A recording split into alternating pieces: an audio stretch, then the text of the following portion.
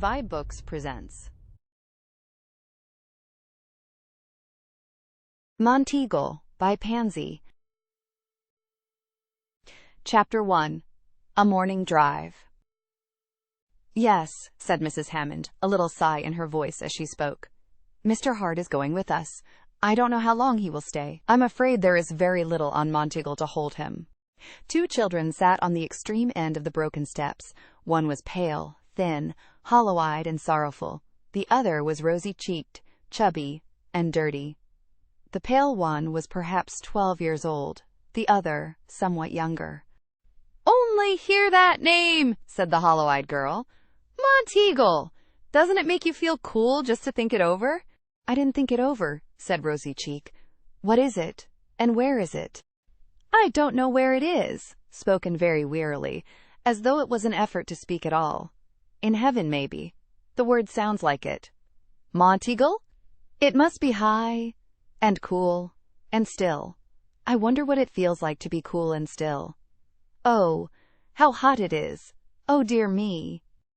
There was such a world of longing and weariness in the sentence that Mrs. Hammond turned and looked curiously at the girl, then uttered a little exclamation of surprise and perhaps dismay.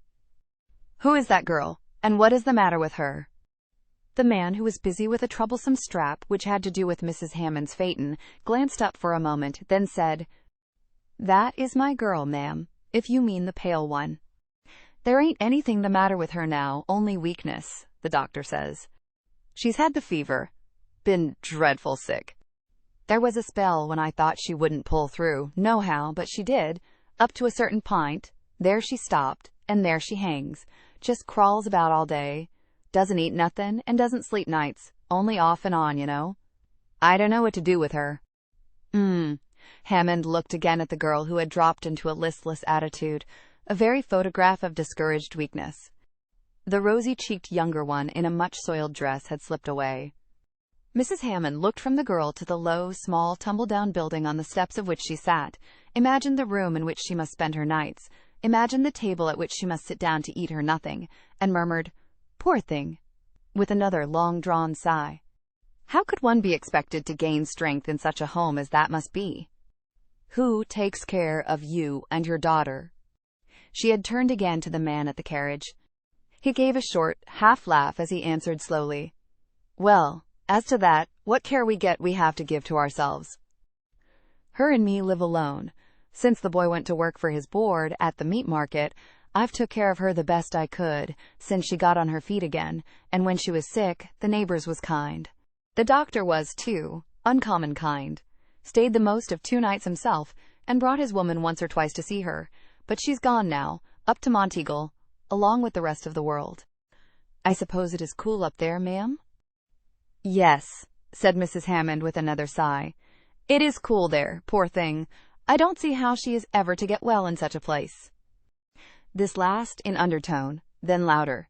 "She is northern born, too, I think you said." "Who, ma'am, the girl?" "Oh, yes, we're from the north." It was the man's turn to sigh now. "We come down here to try the climate for her mother, but it didn't do. We came too late or something. The mother died the very next summer, and we've had to pull along alone. There, ma'am, I think that buckle is all right now. It won't come out again of itself in a hurry. It's lucky I happened to be around. It might have made you trouble." "Why, no, ma'am, I don't want no pay for a job like that. It didn't take 10 minutes, and it ain't in my line anyhow." "What can she do when she is well?" asked Mrs. Hammond, holding out the shining silver. "What, my girl? Why, as to that, I don't know as she can be said to know how to do anything. She works along as well as she can, and we make out to live. But you see, it is pretty nigh 4 years since her mother died, and she was a young thing then. She ain't had no chance. I ain't got no change, Miss Hammond, and I don't want no pay neither." "I don't want change, Mr. West. It is worth $1 to me to know that all the buckles and straps are in order." "I shall leave that matter of hauling the dirt in your hands, then. It can be done just as well while I am away. Mr. Hart will be back and forth, I presume, and he can direct you if you need any directions. Good morning." And the little pony phaeton drove away. As the fat little white pony carefully drew the carriage around the curve, his mistress heard a weak, petulant voice say, "Oh, father, it is so hot. I don't know what to do." "Poor thing," said Mrs. Hammond for the third time. "I don't know what she will do. It is very warm indeed. She thinks Monteagle sounds like heaven. I presume it would seem almost like heaven to her, if there was anything she could do." And then Mrs. Hammond looked at her watch and spoke sharply to the fat pony, and they went home at a brisk trot. It was a lovely home. Before even the pony turned in at the tree-lined carriage drive which wound quite around the house, you would have known by the air of quiet elegance which hung gracefully over everything in sight that you were coming to a home that commanded money and culture. In the wide, handsome hall, everything was in order, and the rooms opening from them were cool and dark and elegant. Yet Mrs. Hammond, as she dropped sun hat and umbrella on a white sofa and trailed her white morning shawl over the soft carpet toward an easy-chair, said, "Oh dear, it is warm everywhere. I wish we were on the mountain this minute." Even as she spoke, she thought of that hollow-eyed West girl again. When, after a few minutes of rest, she mounted the long, winding flight of stairs to the nursery, the sight which met her eyes was not calculated to cool her. Miss Ethel Hammond was on an investigating tour. At this particular minute she belonged in a wide, white crib, rolled into the coolest, shadiest corner of the northwestern veranda, eyes closed, lovely face shaded from intruding bugs and flies by a network of delicate creamy lace, and Jeanette, the nurse, within easy range of the treasure. Where Jeanette was just now was not apparent, but Miss Ethel was certainly not in her crib. Her eyes were very wide open, and she had the room to herself. By dint of much energy, she had succeeded in pulling one of the heavy chairs before the object of her most intense desire, and climbing in, was in the act of leaning forward to grasp it, when Mrs. Hammond opened the door. It was a rare and wonderfully mounted clock, heavy enough to put Ethel's busy, inquiring brain at rest forever, should the strong little hand succeed in pulling it over on her, or, failing in that, should she lose her balance and pitch head first against the corner of the cruel marble. No time for exclamations, rather enough presence of mind to avoid them. With swift, silent steps, she moved across the room, a long room, and, seeming to the startled mother miles long just then. A moment more, and she had the wide-awake, energetic, struggling, disappointed baby in her arms. So near to its life, purpose only to be thwarted. The first thing the mother did was to kiss Ethel, though her mouth was wide open, and from it were issuing loud, disappointed yells. The next thing was to think aloud. "That is as much confidence as I was afraid I could place in Jeanette. She is good for ruffling and tucking and ironing the baby's dresses, but not for watching her." The next was to say within her heart, "I should think she might be able to help keep a baby out of mischief." But this last thought was not about Jeanette. Chapter 2. A Fortunate Thing. Mr. West and his daughter were at breakfast. At least they were sitting before a small, square table that held part of a loaf of baker's bread and a saucer in which floated a sickly yellowish mass named butter, for which only the flies seemed to have a relish, and they, poor creatures, paid for their appetites by their lives.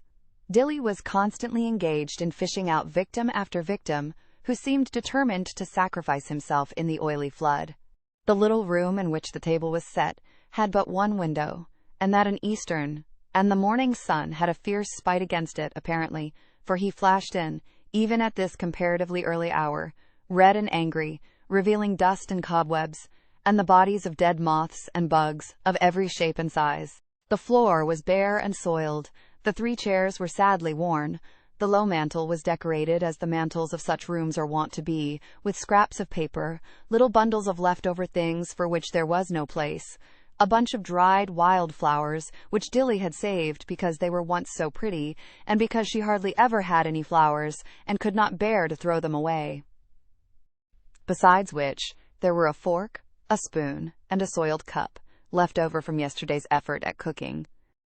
And around this spoon and fork and cup, the flies had gathered in such masses that they were simply black humps rising out of the surrounding dust. Yet this was not the home of a drunkard. Mr. West Whale, a sober, hard-working man, who wasted no money on himself, save that which went for his daily smoke, and he labored under the usual wild delusions. First, that tobacco was necessary to sustain his failing strength. Secondly, that it cost a very trifle, not worthy to be counted among the family economies. It was simply a home where hard, grinding poverty, occasioned by fire and flood and other misfortunes, had brought in its train sickness and death, and left these two to struggle on as best they could. Their best was very feeble this morning. Mr. West sturdily ate at his stale and indeed almost moldy bit of bread, grimly dipping it in the oil occasionally to make it slip down more easily, and stealthily watched Dilly as she turned her piece over on her plate with a knife, looked doubtfully at the underside, turned it back again, and finally took a very little nibble from its outer edge, and sat back discouraged. "You can't eat a mite this morning, can you, my girl?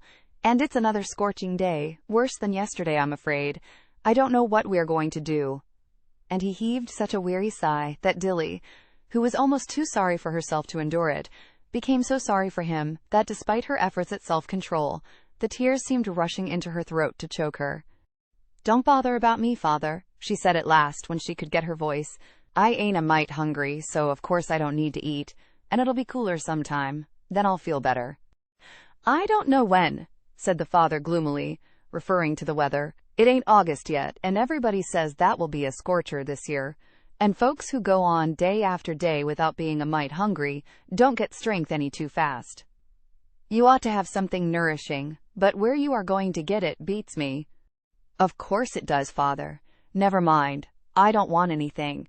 It seems to me I couldn't eat this morning, not if there was toast and egg and milk and everything." But this made the father sigh again, and made Dilly so sorry she had spoken that the tears rushed back, and this time a few of them had their way, and rolled down her cheek.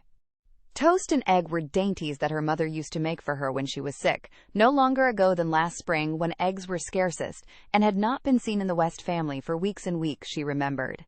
And the father remembered it too, how Dilly was sick for several days, not dangerously, but a little down, the mother said, and needed petting. And how one morning there was a covered dish at her place, which, being uncovered with care, disclosed a lovely fresh egg lying on a slice of the daintiest bit of toast, of just such a delicate brown as only a mother could make. How was it possible to keep back tears as she thought of these things? The father did not wonder at the tears, but drooped his head lower, and at last, when he thought Dilly too much occupied to notice, put up the back of his hard hand and brushed away one or two of his own. It was well for them both that something happened just then to change the current of their thoughts. Dilly saw it first and exclaimed, "Father, there is Mrs. Hammond's phaeton at the door again. I do hope she has not changed her mind about the work, because I thought—" And there Dilly stopped. "What did you think, my girl?" the father said, rising hastily and looking about for his old straw hat. "It's no matter, Father," and a faint flush stole into the sallow face. "I thought maybe she would let you pick a flower or two when you were there at work. I would so like a sweet-smelling flower. She had one in the carriage yesterday, but I don't suppose she gives away her flowers." Mr. West went out without saying a word. Dilly, when she was 5 or 6 years old, frolicked about, all the summer day, in a great garden full of old-fashioned flowers, and picked as many as she would. I don't suppose she had an idea how it made her father's heart ache to think that now she longed in vain for one little sweet-smelling blossom. Children know very little about fathers' hearts. But what Mrs. Hammond wanted nearly took the breath away from the astonished father. Dilly watched them curiously while they talked. Rather, while Mrs. Hammond talked, and her father, after a first startled exclamation, listened. Whether in pleasure, as well as in intense surprise, Dilly could not be certain. "She's coming in!" Dilly exclaimed at last, leaving the window suddenly, and giving the little table an excited push to get it further into the background, dusting a chair with her apron, hanging a towel which was thrown across the back of another chair, in a corner, as much out of sight as possible, and by these preparations so exhausting her strength, or rather her weakness, that she sat flushed and panting when at last Mrs. Hammond finally appeared at the door. "Good morning," she said pleasantly. "She looks a little better this morning, I think, or is it the heat which has flushed her face?" The room was insufferably warm. Though there was no fire in the shabby little cook stove, and had not been that day, it was warmer than any room in Mrs. Hammond's house ever became. Mr. West brought forward the dusted chair for the lady, and she dropped gracefully into it, trailing her delicate white robes and rich embroidery on the bare, and not clean, floor, in a way which made Dilly shiver. Then he said with a troubled look at the girl, "I don't see no great change for the better, ma'am. She ain't eat a mite this morning, and folks can't get strong without eating, I suppose. Though how folks are going to eat when—" And there the poor father stopped. Mrs. Hammond finished the sentence. "When the weather is so oppressive, that is true. This heat takes away the appetites of even well persons." Mrs. Hammond had no experience with poverty, save that which was given by an occasional glance of her eyes around the homes of the poor, and though she thought she understood all about it, I cannot describe to you how shocked she would have been had she known that a dry and nearly moldy piece of bread was the only temptation to eat which had been before Dilly that morning. However, she did appreciate the heat, and made haste to get herself out of it. "You live in such a very close part of the town, Mr. West. I do not see how she is ever to gain strength here. There is no chance for a circulation of air." "Which is a fortunate thing for you, dear Mrs. Hammond, if you did but know it. For the air which would circulate through here, if it had a chance, would come direct from the stables and outhouses clustered thick on the east side, or from the overcrowded tenement houses on the north." But the lady knew nothing of all this. She turned to the girl and spoke rapidly. "I have been talking with your father about you. What is your name?" "Fidelia, ma'am, but they all call me Dilly." "Well, Fidelia, I have been asking your father to let you go with me to the mountains. I am going tomorrow. I fancy that after a few days of mountain air, you would grow strong enough to look after my little Ethel while she is out of doors, and keep her out of harm's way. What do you say? Would you like to try it? It is not far from home, you know, only on Monteagle, a few hours' ride." But father and visitor had both overestimated poor Dilly's strength, or else did not understand the strength of her longing for a breath of cool air. The very word mountains, coupled with the bare possibility of her seeing them, made her feel sick and faint. The room began to whirl about in the most unaccountable manner. Mrs. Hammond faded into the merest gray speck, but rose up without sound and floated to her side, and reached out a white hand which sparkled with rings, and then Dilly knew no more. Where she went to, or how long she stayed, she did not know, but when she opened her eyes again, she was spread out on all three of the chairs, and her father was putting little dabbles of warm water over her face with what poor Dilly knew was the cup-cloth. And Mrs. Hammond, with an air of the greatest concern, stood helplessly looking on, and shuddering a little as the muddy-looking drops from the cloth gathered in a dark puddle on the dark floor. "Are you better, my girl?"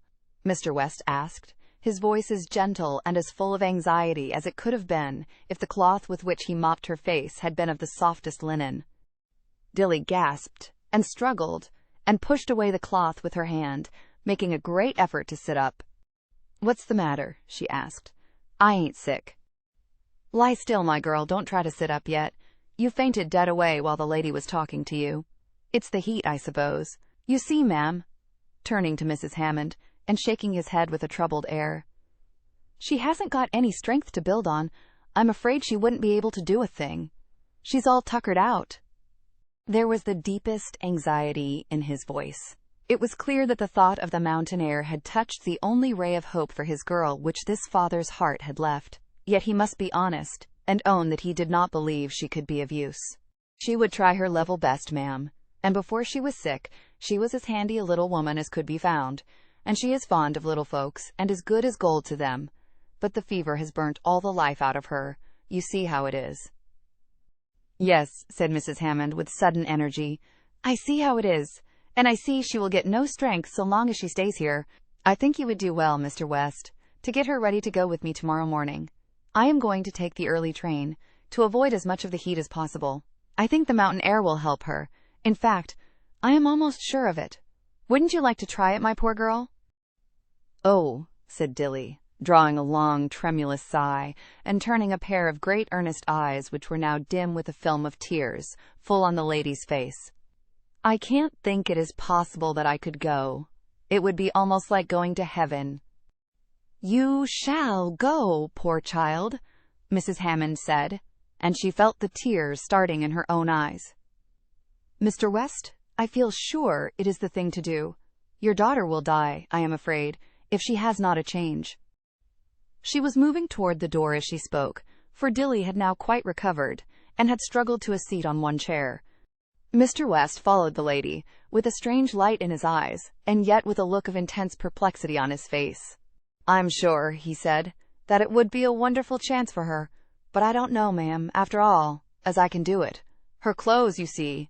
I don't know much about such things, only I know she has got along with almost nothing ever since the sickness and the hard times, and she has been sick now for 6 weeks or more, and I couldn't get no washing done hardly, and you see how it is. The poor child's mother is gone." For this last sentence, he sunk his voice almost to a whisper. Mrs. Hammond, who was by this time on the steps, turned and looked thoughtfully again at Dilly. "How old is she?" "Going on 13. She was 12 early in the spring." "About the age of Mrs. Chesney's Clare," Mrs. Hammond said, not to the father, but as if speaking aloud to herself. Then she stood, lost in thought, while Mr. West continued. "And another thing, ma'am, I understand your kind meaning, but I'm afraid it will be good while before she could do a thing to pay you for it all. She is weaker this morning than ever, and it wouldn't be right, maybe, for you to go to the expense." Mrs. Hammond interrupted him. She had not heard a word he said. "I think I can manage it, Mr. West. I will send a woman to wash and iron Dilly's things today, and get them ready. If she has nothing suitable for traveling, I think my friend Mrs. Chesney, who has a daughter a little older than she, can help us out. I will manage it in some way. The train leaves the station at 6:15. I will send the carriage around for Dilly at 5:45. It will be easier for her to get ready before this excessive heat comes on. It will be all right, Mr. West. I will bring her back to you with some color in her cheeks, I believe. Dear, dear, how intensely hot the sun is. I wish we were at Monteagle this minute. Good morning." She was in her carriage already, and the sleek little pony was obeying her word of command. The father looked after her in a half-dazed way, shading his eyes with his hand until the fat pony turned the corner. "Well, I never," he said at last, and went back to Dilly. Chapter 3. The Start. 5:30 of a breathless summer morning. "Warmer even than yesterday," Mr. West said, as he mopped his heated face with the skirt of his coat, then rushed away as some new thought for Dilly's comfort came to him. A bustling home it had been since the first streak of daylight, and now Dilly sat in state on a carefully dusted chair, dressed from head to foot, in neatness, with a broad-brimmed sun hat, already carefully adjusted, and a brown paper bundle containing her wardrobe, occupying another chair at her side. Wonderful times were these for Dilly West. All yesterday had been a wonderful day. It began with Mrs. Hammond, and she had not been long gone, not long enough for father and daughter to calm into an everyday state, before a trim-colored woman presented herself with a curtsy, and the statement that if this was Mr. West's, if he pleased, she was to wash, iron, and mend Miss Dilly's things. Which astonishing business she had immediately undertaken with such swift skill that Dilly, despite all she had to think of, could but stop and give admiring heed. Poor little duds of things they were. The trim-colored maiden, from her more luxurious standpoint, believed in her heart that the thing to do with every one of them was to bundle them up for the ragman. Nevertheless, she washed and starched and sprinkled and ironed and mended, going through all the forms as carefully as though they were Mrs. Hammond's tucked and ruffled beauties. And in an incredibly short time, as it seemed to Dilly, her entire wardrobe had been arranged in a neat little mended pile on one of the chairs. So proud was Dilly of them! Yet they brought the swift tears to her great sorrowful eyes, for Mamma used to mend just as neatly and iron just as carefully. There had been little time for tears, however. The excitement kept up all day. In the next place, there was dinner. Now, dinner at the Wests had long been a burden, something to be endured, because the hour for such a performance came around just as regularly when there was nothing with which to perform as when there was abundance. But on this day, her father came in with an important air and a bundle under his arm, and motioned her to the little corner cupboard. "I struck a streak of luck this forenoon," he said, "and I thought we'd have a celebration in honor of your going off to get well." Then he undid the bundle. Eggs, said Dilly. 6 of them. Why, father, aren't they very dear? Not so dreadful, said Mr. West evasively, and they are strengthening. I heard the doctor say so. And here's a big loaf of bread baked this morning. It's a present to you, Dilly, from the fat baker at the corner, with his compliments, and he hopes you will tell Mrs. Hammond that he sends up fresh rolls by the train every evening. And here is a pat of very good batter, because toast and eggs need good butter, you know. And this I got cheap, because it had just come, and the tub was very heavy, and the right fellow wasn't around to lift it, so I lifted it myself. He sold me a half-pound at half price. And here, diving into both pockets of the shabby coat, and bringing out 2 potatoes in each hand, are some Irish beauties, 2 of them to eat for dinner, and 2 of them to warm up for breakfast tomorrow. Oh, we'll live high this time. The anxious father was rewarded by seeing Dilly eat a piece of the baked potato, and a bit of bread, and a whole egg for her dinner, doing better than she had for days before. The truth was, Mr. West had had no streak of luck for several days, and though Dilly had faithfully tried, the dry bread and strong oil, which she called butter, had been very hard to swallow. The excitement of dinner was barely over, when a messenger came from Mrs. Hammond, bearing on his head a good-sized basket. With some things for Miss Dilly, he explained. What a time they had over that basket. Mr. West cleared the table, wiped it off carefully, and set the basket thereon, so that Dilly need not weary herself by stooping, then stood watching the color deepen on her face, while she drew out, at first with exclamations, and then in excited tremulous silence, the treasures it contained. A dress of some soft material in delicate plaids, threaded with blue, Dilly's own color, as her mother had called it. Then a sack of the same pretty material, with a row of tucks up and down the front, and a ruffle around the edge. Then a pair of button boots, partly worn, but fitting Dilly's slight foot as though they had been made for her. Then brown stockings and brown gloves, and a hat trimmed in brown. Everything complete, a complete traveling outfit. Dilly was so astonished and so eager that she trembled as though she had a chill, yet the perspiration stood in drops on her forehead, and the little room was breathless. "Father," she said, controlling her chattering teeth as best she could, "what makes her do it? Why does she give me all these things, and take me with her? Why did it all come to me? Do you understand it?" "I guess, my girl," said the father, stroking her brown hair back from her wet forehead, "I think maybe the Lord saw that something had got to come now, or you would be slipping away and leaving father all alone. I bless the Lord with all my soul that he has come to our help. It has cut me to the heart, Dilly, to see you failing, and me not being able to do for you, and yet things are queer. The first lift I've had toward giving you a decent meal has been this morning. Things all come in a heap somehow. Our troubles did, you know.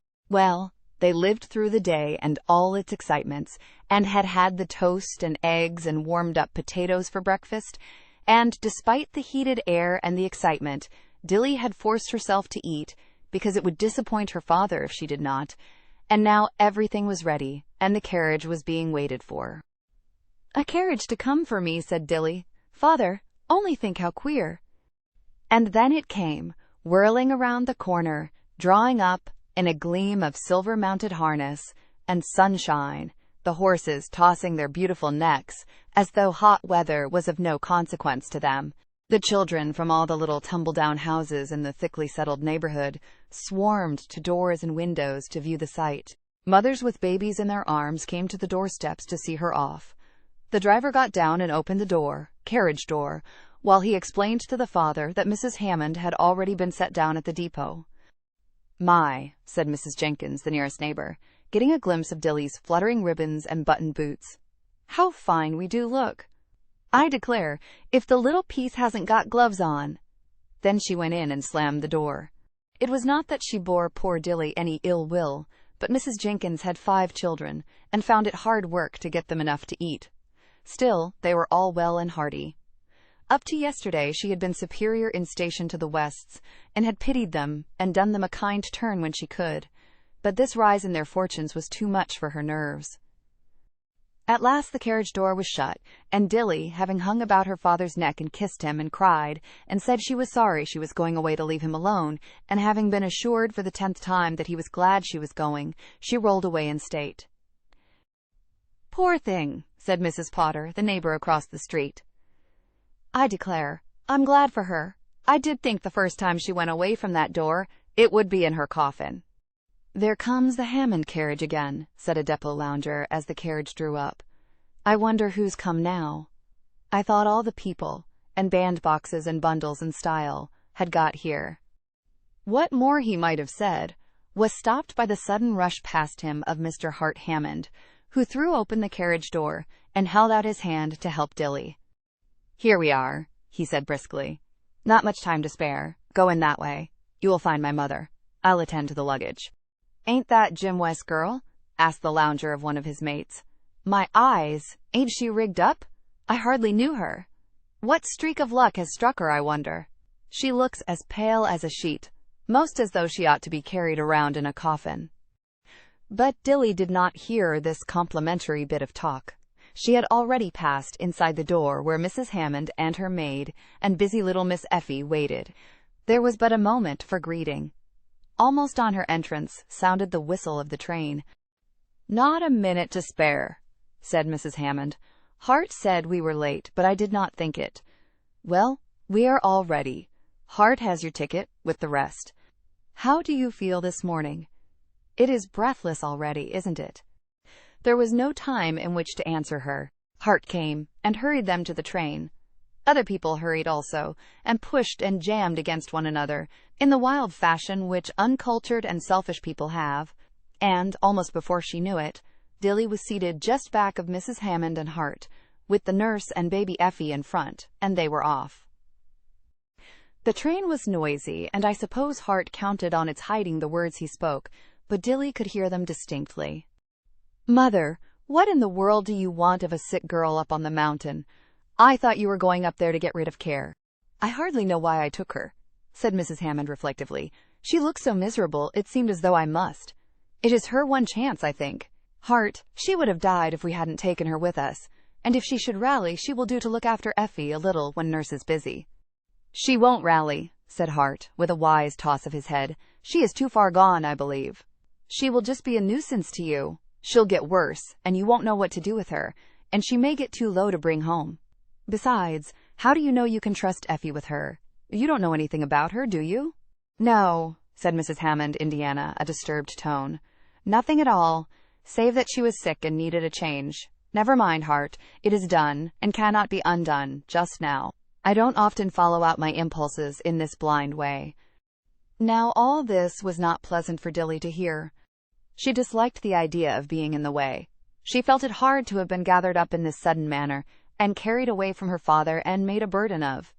One thing was certain, she was never a burden to her father, except as he mourned over the impossibility of getting her what she needed.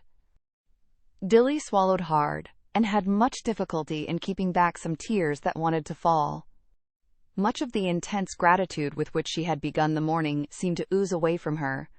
She was angry with Hart for his disagreeable words, and told herself that she should never like him the least bit in the world, and that she did not love Mrs. Hammond even, nearly so much as she had thought she would. "I shall get well," she said to herself, in a little burst of indignation over Hart's prophecy. "You don't know everything, Mr. Hart, and you need not think it. I'm not going to die, and leave Father. I know why your mother brought me with her, if she doesn't. It was Father's prayers that did it, and Father wants me to get well, and I'll try as hard as ever I can, and I'll show her I can be useful too, but I won't do a thing for you, Mr. Hart, if I can help it." Isn't it a fortunate thing, sometimes, that our thoughts cannot be seen? Some of hers Dilly would have been ashamed to show to Mrs. Hammond. Just how far hurt feelings and weakness of body and homesickness for Father would have carried this little traveler into Gloomland, I do not know, for just at that moment came a ray of sunshine for which she had not planned. It suited that busy little woman, Effie, to smile on her and reach after her, and finally demand that she be set beside her. "I'm afraid she will tire you," Mrs. Hammond said, but Dilly made a faint protest, her voice being muffled just at that moment with tears, and Effie made a determined spring from the nurse's arms and landed on her feet beside Dilly, and put a pair of witching baby arms about her neck, and the softest little velvet tongue on her cheek, which was baby Effie's way of offering a kiss. "Effie takes a fancy to her if you do not," Mrs. Hammond said to Hart, as Dilly smiled, and returned the kiss with great tenderness, and even roused herself to play peekaboo behind her glove at Effie. I hardly ever knew her to spring to a stranger in that way before. Oh, I fancy her enough. At least, I don't care if it pleases you to take a dozen sick children to the mountain. I should think you would need something to occupy your time, buried up there. It only struck me that she was a particularly doleful specimen, who would give you no end of trouble, probably. I say, Mother, he continued, how long do you want me to vegetate up there? This question brought over Mrs. Hammond's face the troubled look which it so often wore, and she sighed heavily as she said, I was hoping, Hart, you would find it so pleasant that you would want to spend the summer with me there. Not I. If you choose to bury yourself for the summer, I don't see why I should. After get you comfortably settled, I want to come back to the city. I mean to be there for the 23rd, if possible. What is on the 23rd? The quick, anxious tone in which Mrs. Hammond spoke would have told a careful observer that she was used to being on the watch for all sorts of annoyances, with which, in one way and another, this handsome young son of hers was connected. Why, the bicycle race comes off then, and no end of fun connected with it. I'm interested, of course, in having our side beat. Mrs. Hammond sighed again. Of all the many things which were just now giving her anxiety, this bicycle club, for certain reasons, troubled her the most. She looked at Dilly's pale face, flushed a little now with pleasure over baby Effie's sweet words and ways, and said to herself that to have a child fade away before one's eyes, as that girl was doing, was no doubt hard, very hard.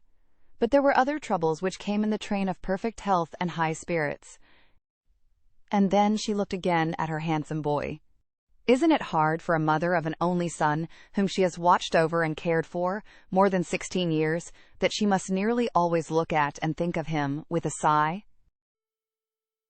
Chapter 4. A Successful Experiment. Only a few hours, and our young traveler found herself in another world. They were climbing the mountain, that is, the engine was climbing, but he was such a powerful creature, with so strong a pair of lungs, that he made no trouble whatever about it, and Dilly would not have known it was other than level ground but for the display which suddenly caught her eye from the car window. A deep, deep gorge, so deep that there seemed to her to be no bottom, and apparently it grew deeper every moment, as indeed it did, for she ascended higher. As for the picture spread around her, the lovely greens of the distant trees, the play of sunlight and shadow near at hand, the trickling of water down the mountainside, it would have been of no use for Dilly to try to describe it. It is almost as little use for me to try to tell how it made her feel. She drew deep breaths occasionally, and a lovely pink color spread over her face. But for the rest, she was still. Ethel invited her to a frolic in vain. The solemn mountains had gotten possession of her. She is an appreciative little thing, said Mrs. Hammond to her son. Look at her face. There was an amused smile on Hart's face. He thought it absurdly impossible that a child like Dilly could appreciate mountain scenery. Nevertheless, he turned at his mother's word and looked at her face. Presently he arose and took the vacant seat beside her, Ethel having been carried away by the nurse. What do you think of it? Dilly started and trembled with surprise and excitement as she turned toward him. Her cheeks were glowing, her eyes were bright, but there were tears in them. I never saw a mountain before, she said. I didn't think they looked like this. What did you think they looked like? Oh, I don't know. I can't tell at all, but I didn't suppose they quite touched the sky, and I didn't think the shadows were all colors, nor that they made you feel so. How do they make you feel? There was a faint smile on Dilly's face. I can't tell that either. I don't know how to tell things. Try, persisted Hart. I have seen mountains all my life, and I have forgotten how they made me feel when I first saw them. I want to know what the feeling is. They make me, said Dilly, in a slow, awe-stricken tone. They make me think of God. It was Hart's turn to start, now, and to give her a very surprised look. It was not at all the answer he had expected. He was silent because he really could not think of a proper reply. But to himself he said, She is a queer little specimen, I guess. Not one of the usual sort. It may be worthwhile to have a little fun with her. Then, aloud, after a moment, This view is nothing, compared with what you will see when we reach the top. They can get up some wonderful sights up here. I wonder what you would think of sunset on Table Rock, since your taste runs in that direction. What is it like? Asked Dilly, after a moment of timid waiting. She was a good deal surprised to find herself talking with this young man with whom she had resolved so recently to have nothing to do. He laughed, not unpleasantly. Oh, don't ask me. Sunsets are not in my line. I haven't been to see one of them in 3 years. Worn out, you know. But I remember having a queer sort of feeling the first time I saw the exhibition. It wasn't hard to fancy that up there behind the crimson and gold was a door, partly open, which might, if you could only contrive to get up there, let a fellow slip into heaven before the angels knew what they were about. Dilly looked a trifle shocked, a good deal excited, and wholly interested. She had never heard anyone talk so about heaven before. She had never seen a sunset which gave her any such feeling. I would like to see it, she said, clasping her hands, and speaking in a sort of fever of suppressed excitement. Oh, you'll see it, without any doubt. It is quite the thing to go to Table Rock. My mother goes a dozen times a week. No, not so bad as that. There aren't a dozen sunsets in a week, are there? But she goes a great deal, and of course she will give you a chance. Then you shall tell me how it makes you feel. Halloo, here we are. He arose suddenly, and the bustle of gathering straps and boxes and shawls commenced. A beautiful summer morning, and Dilly came to the door of the tent to look about her. Such a pretty view as one had behind those tent curtains. A large room neatly covered with white matting, curtains of delicate blue and white cretonne dividing it into departments, or, looping back, allowing it to be one large room as the fancy of the occupant decided. Curtains of creamy lace, drawn at will in front of the opening, shut out the too curious gaze of passers-by, when one chose not to let them gaze. Just now they were pushed away, making a lovely mass of cream color against the tent side. There were easy chairs of bamboo pattern, wide, hospitable-looking armchairs, and pretty little rockers, a wide lounge of willow pattern, a table of the same, in the center of the room, while the toilet articles, which retired behind the blue and white curtain, on occasion, were draped in pure white. To Dilly's mind, there was never a prettier room. She had never seen anything like it. So simple, and yet so pure and beautiful. There was one special corner of it closed in with the lovely blue curtains, which filled her with delight whenever she looked that way. A cot bed made up in white occupied one end. A toilet stand draped in white was at its foot. A small rocker occupied the space between the side and the curtains. A corner was curtained off for a clothes press, and this spot in all its richness was Dilly's own. It was impossible not to lie in the small white bed at night and contrast it with the little room over the kitchen at home, where she had passed her weary nights for so long. There were many contrasts, but the most delightful one to Dilly was the rush of pure, sweet-scented air, which came constantly in at the small round window away above her head, and went over to meet the current flowing in from the opposite round window. When had a breath of air stirred the curtain which hung limp and lifeless over the little window at home? It was the first bit of news Dilly wrote to her father from this new world. "Father, don't you think the wind comes in all night? Great whiffs, and sometimes I have to partly close the queer little round window at the top. It opens and closes with a blue cord. It is a tent, you know."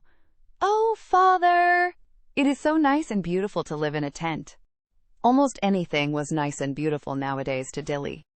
"I never saw so marked a contrast in so short a time in my life," said Mrs. Hammond to the nurse one evening, speaking of Dilly. "Just think, nurse, it is only 10 days since we came, and look at her cheeks. They actually begin to puff out, and she has quite a little color." "There do be quite a great change, that is a fact," said Nurse Jeanette, who had not at first approved of Dilly, but was beginning to like her very well. "I thought when we came up here, ma'am, you would just have a sick girl on your hands to pay you for your trouble, but she is getting well, I'm thinking, and she's a comfortable little thing to have around." "She certainly is," said Mrs. Hammond, speaking in a satisfied tone as she watched Dilly with careful fingers brush the dust from Effie's white dress, straighten her little sun hat, and lovingly pat her baby cheek. "Effie is very fond of her, nurse." "She is that, ma'am, and more good-tempered with her than she is with anybody else." Mrs. Hammond smiled, and did not say what she thought, that Effie was good-tempered with Dilly. because Dilly was good-tempered with her. Nurse Jeanette was an excellent washer and ironer, and was always to be trusted to do her work carefully. It was not worthwhile to offend her by reminding her that she had not as much patience with the baby as Dilly had. So, on this lovely morning when Dilly paused at the tent door a moment, she had been on the mountain for 2 delicious weeks, and was beginning to feel the blood bound through her veins, and to be glad to spring up in the morning, and to think that her breakfast of milk and eggs, and good bread and butter, was more delicious than anything she had ever before tasted. A very happy girl was Dilly. Her small outburst of indignation and self-pity in which she had indulged on the cars was quite gone. Nothing but gratitude remained for Mrs. Hammond. She had brought her to paradise, and was keeping her there. And when she went home, she could be well enough to keep house for her father as it ought to be kept. This was enough for Dilly. On the whole, Mrs. Hammond's experiment was working very well. Certainly Effie thought so. The nurse was right. There was no one with whom she was happier than Dilly. At first, Effie's mother had watched with anxiety, but peep when she would, even during the first days of Dilly's coming, when she was too weak to do much besides sit out of doors and watch Effie's slumbers, no stray fly was ever caught perching on that dear little nose, no sudden breeze was allowed to carry away the lace shield from the sleeping carriage. The lovely embroidered blanket was always carefully spread in just the right place, and the sunshade tipped to exactly the right angle. A few days later, when Dilly was able to have the wide-awake Effie entrusted to her, the mother kept them within seeing distance from her tent door, and wondered, as the hours passed, that no fretful cry came from Effie, and arose often and looked, and found her always happy, digging in the dirt, or fluttering from grass plot to gay flower bed, always attended by Dilly, always happy and busy. "She is a treasure," Mrs. Hammond said, going back to her book with a long-drawn sigh of relief. "She is just a treasure. I am very glad I brought her, and she is getting well, too. What a comfort she will be to her father." And then Mrs. Hammond sighed again.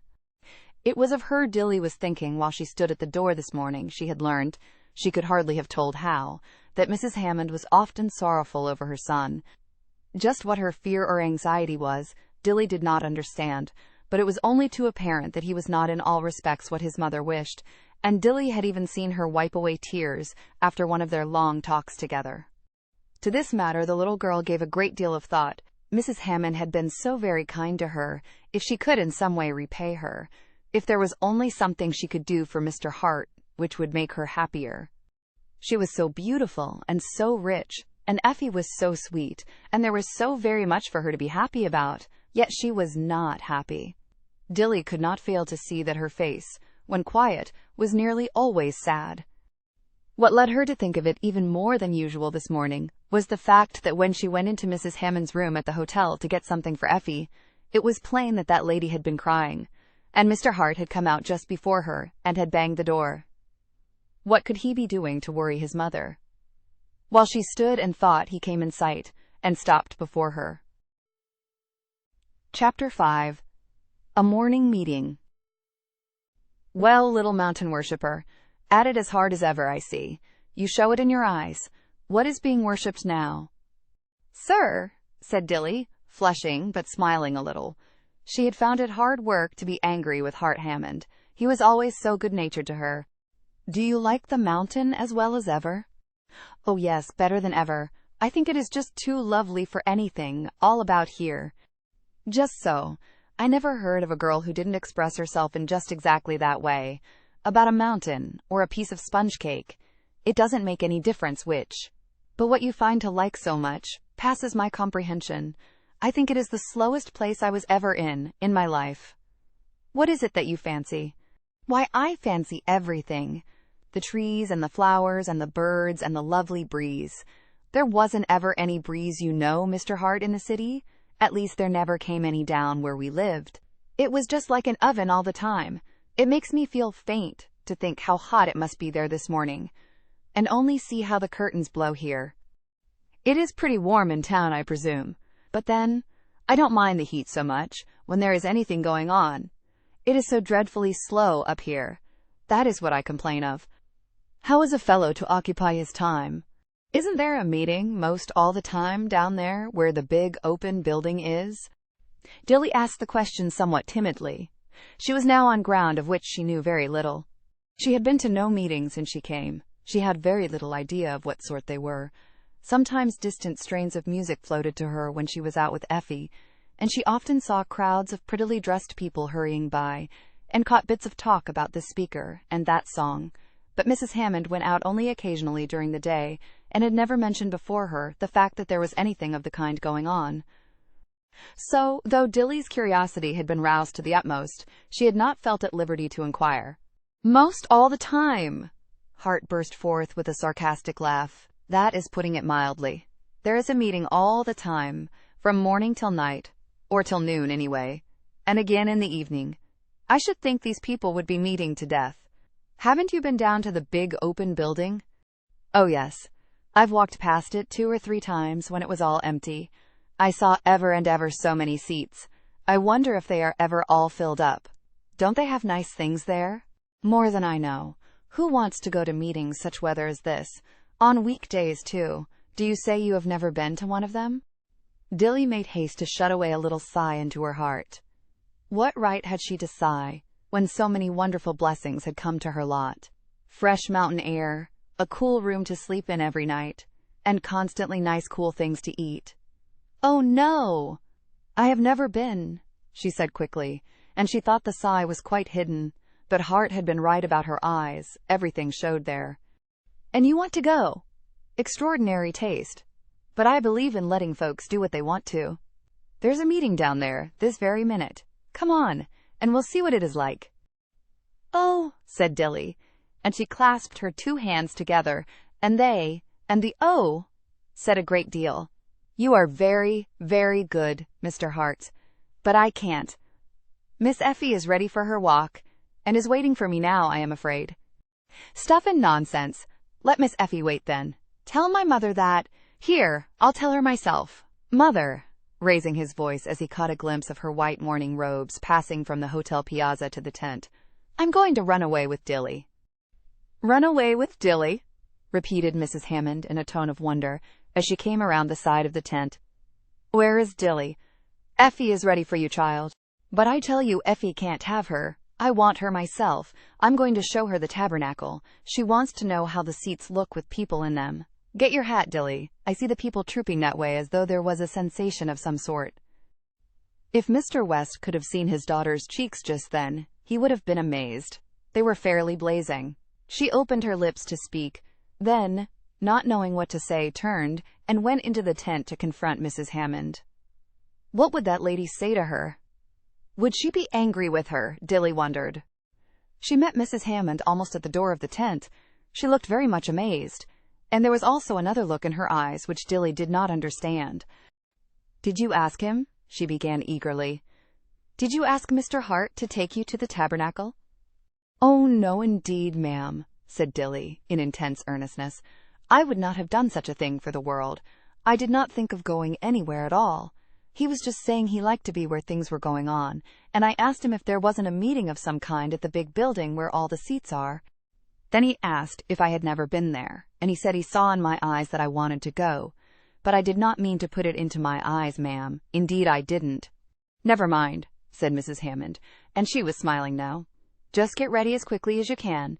Never mind Miss Effie. I will attend to her, and don't keep saying to Mr. Hart that you must hurry back. Stay as long as he wants you to." And while the much bewildered Dilly ran for hat and gloves, Mrs. Hammond, looking fondly out at Hart as he sauntered about, making little hollows in the soil with the toe of his polished boot, said, "If this new fancy would only hold him until the 11 o'clock train goes out, I should have one day more of peace, but it is too much to hope for." Out came Dilly, looking very neat and very happy, despite the bewilderment and embarrassment of the occasion. "Give her a chance to look at everything, Hart. It is very kind in you to take the trouble."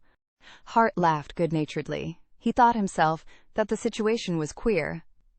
What would the fellows think to see him tramping off to a morning camp meeting with his baby sister's maid?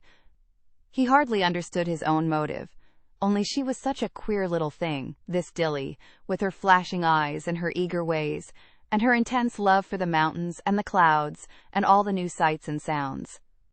There were plenty of new sights to hold her eyes this morning. Men and women and children, large and small, were gathering from all parts of the grounds, making speed toward the building, diving down the steps with apparent eagerness, and being lost to sight in the distance. They are all in haste to get the best seat. There is only one best seat by their actions, and each one is determined to have it. That isn't the way they act in a religious meeting, is it, Dilly? There, the people all want to get as far from the front as possible. Do they? Asked Dilly, laughing. I never saw people try to do that in church on Sundays. Oh, on Sundays they generally own their pews and go to them. But when I was a little fellow, I had a Scotch nurse who took me to prayer meeting on Thursday evening as often as she got a chance. I used to rather like to go for the sake of being with Nurse Campbell, but the people acted the queerest, I thought. Slipping in as though they were half ashamed of themselves for being there at all, taking the farthest possible seat from the minister, and no amount of coaxing on his part could induce them to come to the front. What made them act that way? Couldn't say. It was a problem over which I studied in my young and innocent days, but I have never solved it. I haven't been to prayer meetings much lately, got caught once or twice by accident, and they always seem to me the most doleful places in the world. People who frequent them seem to do it as a sort of penance. They are sorry when the bell rings and look glad when the last amen is said. That is my experience of prayer meetings. What is yours? I haven't any, said Dilly. Mother wasn't ever well enough to go, since I can remember, and I always stayed with her. Then, after she went away, Father would not leave me alone, but I have a feeling that my father went to prayer meeting because he liked to go. Did E.H.? Well, he was peculiar, I guess. I never saw any people who acted as though they liked to go. Nurse Campbell liked the fun of getting out, and having a pleasant walk, and shaking hands with a few of her mates, but she always looked pleased when the meeting was over. Here we are, at the tabernacle. And then they plunged down that flight of steps, and Dilly saw why the people in the distance had been so suddenly lost to sight. They had gone, as many as could, beyond the rows of seats which stretched tier on tier to the very top, and seated themselves in the long, wide, level space, also filled with pews. Even the broad aisles were, on this morning, crowded with chairs which latecomers took eagerly. Very little space left below. Those who came after this must be content with seats in the circle. They could see just as well there, if they only thought so, said Hart. But everyone feels greedy to get the best place. There's a spot just the other side of that post, an excellent place for a view, but the people do not know it. Let us make for those 2 seats. Then we will be greedy too, answered Dilly, in a soft and gleeful voice. She was having great fun. What is it they want to see? She whispered, as soon as they were settled in the 2 excellent seats which had somehow been overlooked. Pictures, whispered Hart. A man makes pictures of birds and bugs and boys and any and everything right before your eyes and talks about them. Finishes them now while we are looking at him. How can he? I thought it took a long time to make a picture. Depends upon the amount of skill a man has, I suppose. This one, they say, is a genius. I heard about him when I was north last summer. I thought then, if ever I had a chance, I would go and hear him, or see him, and I haven't thought of it since, until this morning. I forgot what was going on until I saw the blackboard. That is what he works on, and that one with the tourist's cap on must be he. Dilly had not the least idea what a tourist's cap might be, but she resolved to look hard at whoever should come to the platform, and learn for herself that and many other things. It was all new ground to her. The level seats which stretched away in front and on either side of her, and back almost as far as her eye could reach, were largely filled with children. Very little bits of people occupied the extreme front, and those a little older were seated just behind them. After that, children of all ages had crowded in. Some of them had gray hairs. We are all children this morning, said a smiling gentleman with cane and spectacles and a white beard. He was seated just behind Dilly and gave her an encouraging smile when she glanced around. Is it a children's meeting? She whispered. I think it must be, Hart said, gazing about curiously. A children's meeting all the grown people are determined to attend. Look at that old lady in the armchair. She must be nearly 80. Now, Dilly, watch, and you will see what common chalk can do in some people's hands. Chapter 6. A Lecture and a Sermon. What Dilly saw growing before her astonished eyes was the picture of a little boy, just a few dashes of the crayon, made quite at random it seemed to her, and there he was, as sweet and pure a boyish face as could have been imagined. Dilly, looking earnestly, suddenly turned and gave such a bewildered yet delighted gaze into the face of the young gentleman beside her that he was seized with a desire to know her thought. "What now? What does that handsome little chap say to you?" "Why, it is your picture," whispered Dilly, "the one your mother has in the velvet case on her dressing table. Don't you see how exactly it is like that? The pretty curls and all. Oh, I wish your mother could see this." "Not lasting enough," said Hart composedly. "It will fade away with one brush of the hand. See if it doesn't." He would not have let the little girl know that he was strangely touched by her words, nor would he have admitted to her for anything that he recognized the likeness. But the truth was that there was something in the sweet mouth and curly hair and laughing eyes of the picture which took him back to his early childhood and made him almost ready to sigh over his own apparently thoughtless words, "Not lasting enough." They were truer of the picture before him than he had supposed. Even while he watched, the face began to change. The artist was talking and working. He printed on the board the word discontent. He told, in a most vivid way, of how this boy, surrounded as he was by all comforts and delights of life, yet let the wicked spirit of discontent come into his life. How he thought it was hidden in his heart, where no one could see, but how mistaken he was. For what grows in the heart paints its picture on the face. "I'll show you how," said the artist. A quick dash of his skilled crayon, and, sure enough, the sweet mouth had lost its sweetness, was a trifle drawn at the corners, and a scowl had gathered on the forehead. Then the word envy was printed. A large heart was made with a single sweep of the artist's hand. An ugly serpent grinned within it, and from its mouth appeared to be hissing out those two words, discontent, envy. The brief story of the boy's desire for what was not his own was told, and the marks which the thought made on his face, all unconsciously to him, were plainly shown. Then the serpent vanity began to get possession of him. His dress was finer than others, his house was grander, his watch was more elegant. Sure enough, with a touch, such as Dilly tried in vain to watch, to see in just what it consisted, and the face before her grew more and more unlovely. She would have been sure he was a vain and hateful boy. As vanity and discontent grew on him, he became insolent, and the lines which this brought out about the once lovely lips completely spoiled their beauty. Dilly remembered a boy who spoke great swelling words of pride and insolence, even to his mother, and the face on the board began to grow like his. Vain and impudent and discontented boys were nearly always lazy, the speaker said. And while he told of one who was caught by this evil spirit, he disarranged the curly head on the board, hung the hair in sulky masses over the eyes, drooped the shoulders, and with several quick touches brought before them the picture of a lazy, repulsive boy. Then, did they need to be told, he asked, that such a boy was always selfish? The evil spirit of selfishness was sure to get hold of him, and when it did, it made such lines as these. It was the last demoralizing touch on the once sweet face, and poor Dilly almost held her breath in astonished sorrow as she gazed on the wreck which the artist's hand had wrought. "You see how it is," he said. "I did not spoil the face. Bless you, I wouldn't spoil a sweet child face for all the money there is in the world. But when all these evil spirits get hold of him, they are as sure to make his face like that as he is to live. You can see their names if you spell the word which is formed by the first letter of these words.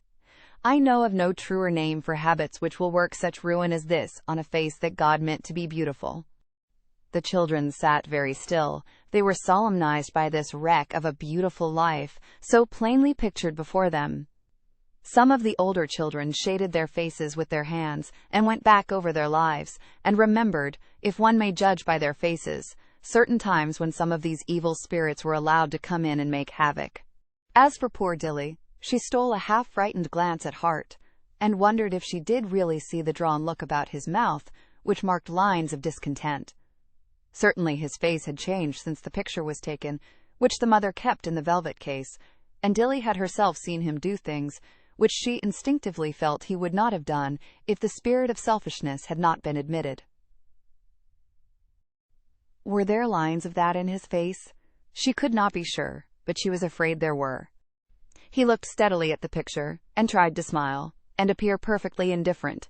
But there was a little drooping of the eyes which would have told one who understood human nature that he was by no means so indifferent to the changes on that young face as he professed to be. Meantime, the artist was again at work. He was making the picture of another boy, life-size, erect, handsome, well-dressed, bright-eyed, a very king among boys.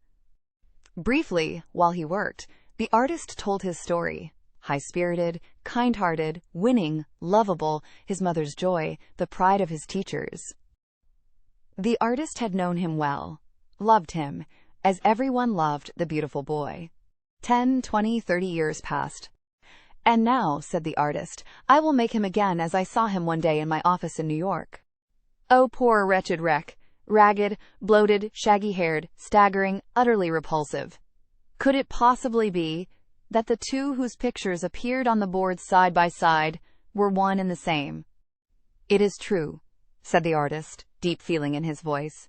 He saw the question on the faces of his startled audience. "It is too bitterly true. I wish it were not. I wish I had not known him. I wish I could blot his image from my memory. But he was the friend of my boyhood, and I loved him, and he came to me years afterwards, the wreck that you see him here.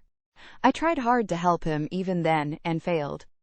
You know the name of the demon who had gotten hold of him, and changed his face, and his form, and wrought his ruin, body and soul. You need not think I have given you the whole story. I have shown you only 2 pictures.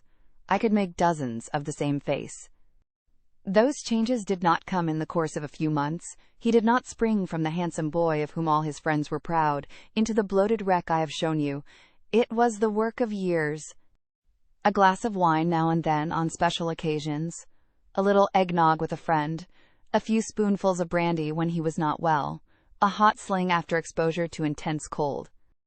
Little by little the work was done. I could show you, if I had time, the slight changes which these little indulgences began to make in the handsome face, changes which he did not guess, and few people looked closely enough to see, and only his mother was sure of. Boys, I loved him, and I tried to save him and failed." There was no mistaking the depth of feeling in the speaker's voice. It was a true story he had been telling. Those were photographs on which the people had been gazing. Dilly drew a long, quivering sigh as the artist left the platform, and the audience was dismissed and filed quietly out. She could not get away from the feeling that she had been present at the wrecking of a human life. "There's a temperance lecture for you," said a gentleman, passing out just in front of them. "Lecture and sermon all in one. I never heard a stronger appeal in my life. Talk about getting that man to amuse the young. I would rather have had my boy hear him and see him this morning than to attend the best temperance lecture that ever was given." "I think that is true," said Dilly gravely, as soon as they were outside where she dared to talk. "I think what that man said about temperance lectures was true. I don't know how any boy could ever begin to drink anything which had alcohol in it, or to keep on drinking it, if he had begun, after hearing that. Do you?" said Hart. "Whew! It is pretty warm here, I should say. It must be boiling in town. I wonder what time it is. Too late for the train, as sure as preaching." "Well, I don't care. I heard her screeching when that fellow was making his picture, but I felt too lazy to start. You see, the spirit of laziness got hold of me then. That was one of his little imps, wasn't it? He's sharp, that fellow is. As sharp as steel, and original, too." "And should you think," said Dilly earnestly, still pursuing the train of reasoning which the last picture had awakened, "that anybody who had brains would begin using stuff which might make such dreadful changes in them in just a little while? I know it does. There is an old man, old Jock, they call him. Why, you know old Jock, don't you? He isn't so very old, only he looks so. Father used to know him in the North, and he says there wasn't a finer-looking boy in all the town than he. And now, who would imagine such a thing? I think it is the strangest thing anybody begins to use liquor."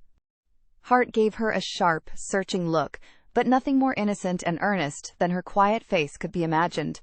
"I wonder if his mother lived until he looked like that," she said, her tone very mournful. "Poor mother! I hope she didn't. Perhaps she was a mother who did not care."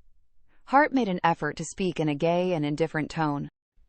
Dilly shook her head decidedly. Oh, I don't think that can be. Such a handsome boy as he was. He must have had a mother who cared, and who cried. It is dreadful to make mothers cry. Once, and now her voice was trembling, once I wanted to go to the woods with some girls, and my mother needed me at home, and I grumbled, and said I didn't see why I could never have any good times like other girls, that none of them had to help their mothers iron. And my mother looked so sad and tired, and when she went into her bedroom, I saw the tears coming down her cheeks. I hated myself then, and I ironed all the afternoon as well as I could, and I told Mother that night how sorry I was for being cross, but I never had a chance to iron for her again. It was only a few weeks before she died. And now poor Dilly was crying, quietly, attracting no attention, but shedding unmistakable tears. Hart felt very sorry for her, and there was also a remorseful feeling knocking at his heart. He had, more than once, seen the tears in his mother's eyes, and knew that anxiety for him had brought them there. Chapter 7. A Little Logician. It was Sunday afternoon, an August Sunday, bright and beautiful. Very warm, the city papers said in the next day's report, but on Monteagle a steady wind fluttered the branches of the many trees all day, and the birds were singing merrily. Under the shadow of one of the great old trees, Effie Hammond played about according to her own sweet will, Dilly, on the grass near at hand, an open book in her lap, keeping careful guard over the small feet of her charge, all unknown to them. They thought they were free to go where they pleased, therefore their owner was happy. Hart Hammond, strolling about, uncertain what to do with himself, presently came that way, stopped for a minute to tease little Effie by tickling her nose with one of the long grasses, then came and threw himself on the grass, not far from Dilly. What a tiresomely slow day this is. Seems to me there have been 27 hours since breakfast, each of them 180 minutes long. Dilly smiled faintly. There was a thoughtful look on her face, in fact, a slightly troubled look which gathered again, almost before the smile had faded. It has not seemed so very long to me, she answered gravely. Hasn't? What have you been about? And he gave her face a searching glance, and saw the shadow on it. I went to Sunday school this morning, and since then I have taken care of Effie, and helped Jeanette with the rooms, and done a great many little things. None of them took much time, and yet all of them together took all the time there was. Just so, and didn't give you a chance to see how slow it was going, nor how stupid everything was. I'd give $1 an hour if I had something regular and sensible to do. Then I should think you would find it right away. There are ever so many things that seem to want doing. Hart laughed a little, a sort of superior air, as though he realized that he was talking with a person who knew very little about the things which belonged to his world. What are some of them?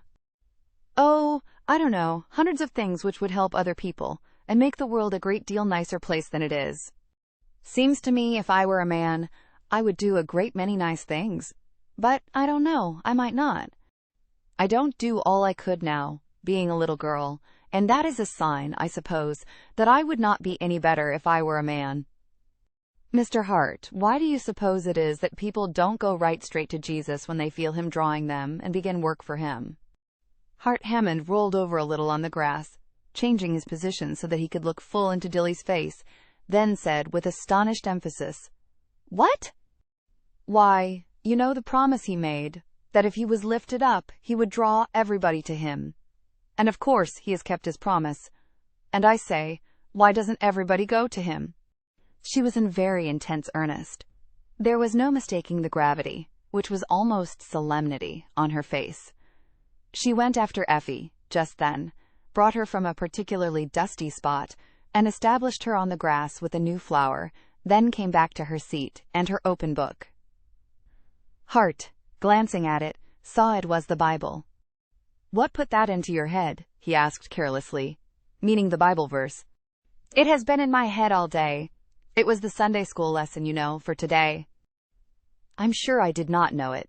What could they make out of such a lesson as that for little chicks? They made wonderful things out of it, Mr. Hart. I went to the children's building where all the very weest ones were. I wanted to see what would be done with them all. They were so little and cunning. I didn't know people taught such very little dots from the Bible, but they did. A real lesson. First, there was an arch for the promise. Then there was a picture of the world, with a cross on it up in one corner, and rays of light reaching from it all over the world. Then the teacher marked off one tiny spot for Monteagle, and made dots for the little folks in her class, and told them the light from the cross was shining right on them today. That Jesus was drawing them to come to him, and then she said how very, very sad it was that some of them would not come. And they understood what she was talking about as well, I suppose, as though she had addressed them in Greek, replied skeptical Hart, smiling. Oh, they understood. I don't make it plain to you, I suppose, because I don't know how, but that teacher knew. She made it just as plain to those little bits of children what it was to go to Jesus, as I should make plain to Effie what I wanted if I should ask her to run to Mama in her room at the hotel. That was what astonished me so much. I always thought, said Dilly, looking down at her Bible, her cheeks growing a rosy pink, that being a Christian was something which belonged to older people, to men and women, and that girls so young as I needn't think about such things. But that teacher talked to those little bits of children as though they were hurting the Lord Jesus every day, when they refused to think about him or try to please him. And, after all, it seems sensible, for Effie, baby as she is, makes your mother look very much troubled when she puts on that determined little look and stands perfectly still after she has called her to come. Why shouldn't Jesus care? You are getting into very deep theological waters, my small woman, I am afraid, said Hart, trying to look wise and at the same time unconcerned. What is going to Jesus? That is a kind of cant expression which one hears a good deal of in Sunday school. But how many of those children do you suppose know what it means? Effie there understands perfectly well when Mama calls her that she ought to go, but this is a very different matter. They understood, said Dilly confidently. She asked all who knew what it was to go to Jesus to raise their hands, and ever so many little bits of children raised theirs. Then she questioned some of the youngest. One boy said it was to want to please him. Another said it was to do just as you thought he would do if he were here. Another said it was to turn right square around and leave all your bads behind you. And a little bit of a girl said it was to love him so much that you wouldn't do anything to make him feel bad for the world. Oh, they knew. Then she got them to tell of ways in which they had been called or drawn to Jesus, and it was just wonderful to hear the little things. Some told what their fathers had said, and some spoke of their teachers and mothers, and 2 boys said their little sister had asked them to turn over a new leaf, and one little girl said her mama had asked her to meet her in heaven. My mother asked me to be sure to do that. Dilly's voice had dropped lower and lower, and with this last sentence it trembled, and her eyes filled with tears. Well, said Hart kindly, wanting to comfort her, you mean to, I suppose. I don't know. I haven't thought much about it, only when I was sick, and then I was too miserable to think of anything, much, but myself. Oh, I meant to someday. But that teacher told those little boys and girls that they were not one of them too young to begin, and that today was the only time they were sure of. I think it is very unwise to try to scare little folks in that way, said Hart, looking wise and reproving. Oh, they were not scared. She did not say it in that way, only she made it plain to them that it was true. And of course it is, because, when you stop to think about it, how can anybody be sure of being here tomorrow? And even if one were sure, what is the use in waiting? There really seemed to be but one sensible answer to make to this. Hart thought it over for some seconds, and at last said, with a good-natured laugh, All right. What do you wait for, then? That is just it! Dilly did not laugh, but kept her troubled look. Why don't I say right away that I am going from this minute to belong to Jesus and serve him the best I know how? Why doesn't everybody say it, Mr. Hart? Well, said Hart, rolling himself over again, and settling it in his own mind that he would leave this part of the ground in a very few minutes. The theory is, you know, that old Satan himself is at the bottom of all our wickednesses, this among the number. Do you suppose he is trying to manage me? Dilly's tone was awe-stricken. Do you really think it is Satan telling me that I don't understand enough about things to settle them?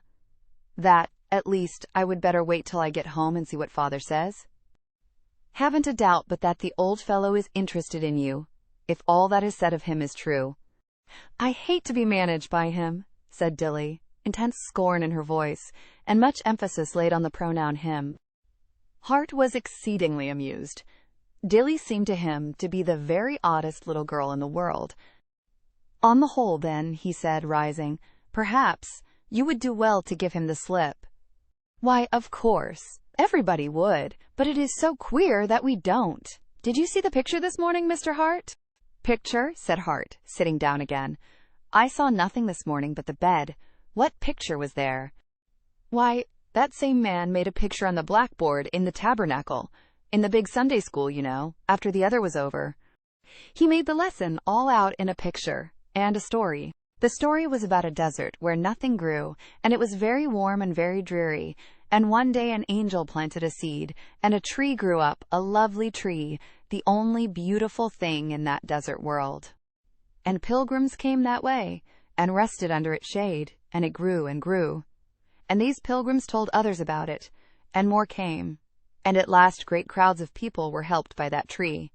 And it grew on, and spread its branches everywhere, and its leaves cured sick people. And while he talked, he made the tree larger and larger, and its branches reached out, and then suddenly he made a cross out of it, reaching its arms out to save everybody. It was a beautiful story, Mr. Hart. I can't tell it as he did, but it just put the whole lesson into a picture, and it made me think again how strange it was that some people would not be cured. When I was sick, I wanted to be cured so much, and when your mother came to say she would take me with her up here, and that it would cure me, I just cried for joy, and Father cried, he was so glad. Suppose I had said I wasn't old enough to come. You are quite a little logician, said Hart. And then he took himself up from the grass again, pinched Effie's cheek, pulled one of her curls, and sauntered off, leaving Dilly to wonder what that last sentence meant. Chapter 8. True to her pledge. Dilly sat still with her book, a little sorrowful. It seemed to her that she needed some help, though she hardly knew what, and Mr. Hart did not seem to be the person to help her. Effie was very busy just then, gathering all the bright flowers within her reach and carefully pulling them to bits, so she gave no trouble beyond an occasional glance, and left Dilly to her own thoughts. What should she decide? It seemed to her that somebody stood near at hand, waiting for what she was going to say. For some reason which she did not understand, Mr. Hart had discouraged her, made her feel that the whole question was beyond her, that she was too young to busy her mind with it.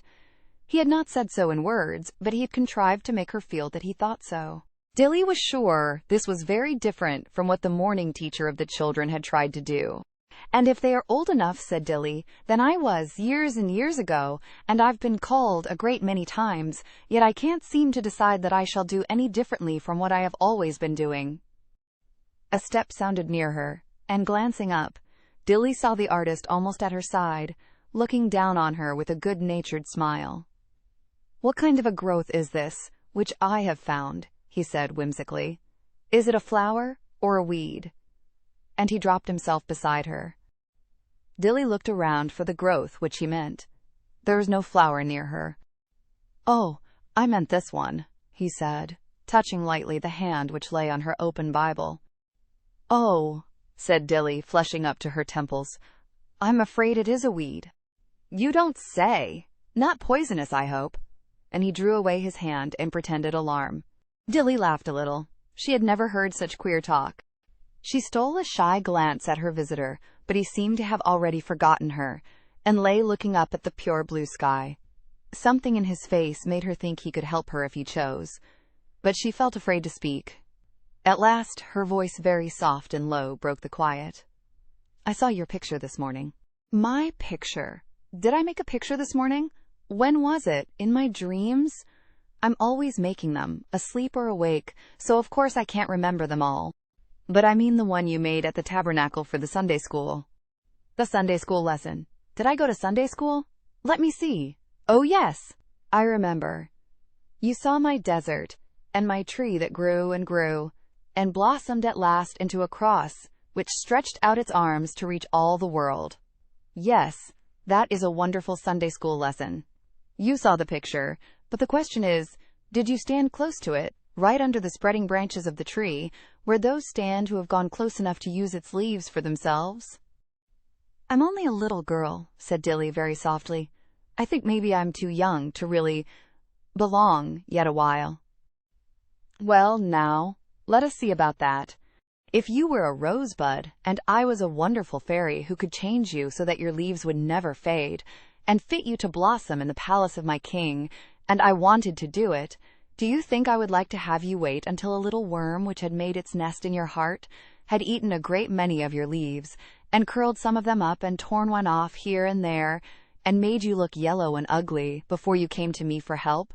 "No, sir," said Dilly, promptly enough, but smiling again. "Who ever heard so strange a story as this?" "Very well. You are just a bud now, but there's a little worm named Sin crawling about, longing to get a good hold on you.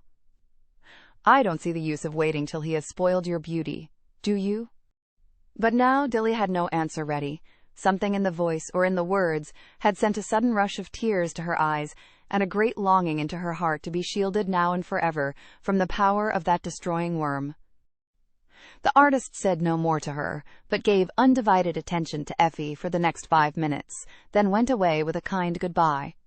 Effie was tired of her flowers now, and missed her new friend whose attentions had been delightful, so she traveled over to Dilly and insisted on being noticed. Dilly hurriedly dried her eyes, kissed Effie, picked up her Bible, and taking the child by the hand, started for the hotel. The supper bell was ringing. As she went, she said firmly to herself, "Now I have decided. I'm going to him this very day.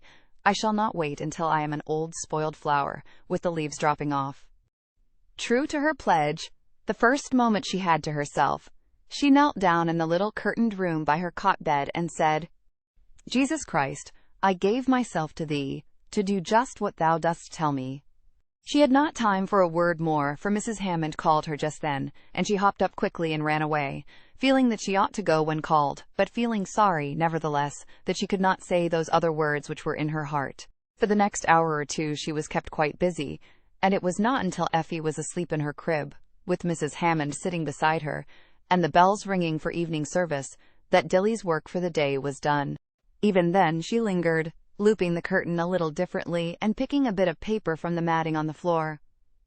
Mrs. Hammond looked so very sad and desolate that Dilly could not feel willing to leave her alone, much as she wanted to be by herself for a little while. She ventured a suggestion. "Mrs. Hammond, wouldn't you like to have me stay with Miss Effie and you go out to the meeting? It is such pretty moonlight, and the bell sounds so sweet." "No," said Mrs. Hammond with a long-drawn sigh. "I could not go alone, and besides, I have not the energy to go anywhere. I just want to stay by my baby. I want to enjoy her, Dilly, while she is a baby. Sometimes, when babies grow up, they give their mothers very sorrowful hearts, though I think you are always good to your mother, Dilly." This last was added in a kind voice, because of a sudden remembrance the lady had, that Dilly's mother was gone. "No, ma'am," said Dilly, her voice quivering a little. "Sometimes I wasn't." But Mrs. Hammond had already forgotten her. She sighed again, and looked out of the window, down the long moonlighted path. "I suppose you haven't seen anything of Mr. Hart this afternoon?" she asked, not as though she expected any information, but as if she was thinking aloud. "Yes, ma'am, I have. He was with Miss Effie and me out on the grass back of the tent for quite a long while." Mrs. Hammond turned quickly toward her. "At what time, Dilly?" "Why, it was after dinner, a good while after. Miss Effie slept late, you remember, and I had her dressed and out there for a little while before he came along. I don't know just what time it was." "Do you know whether it was after the 3 o'clock train had gone down?"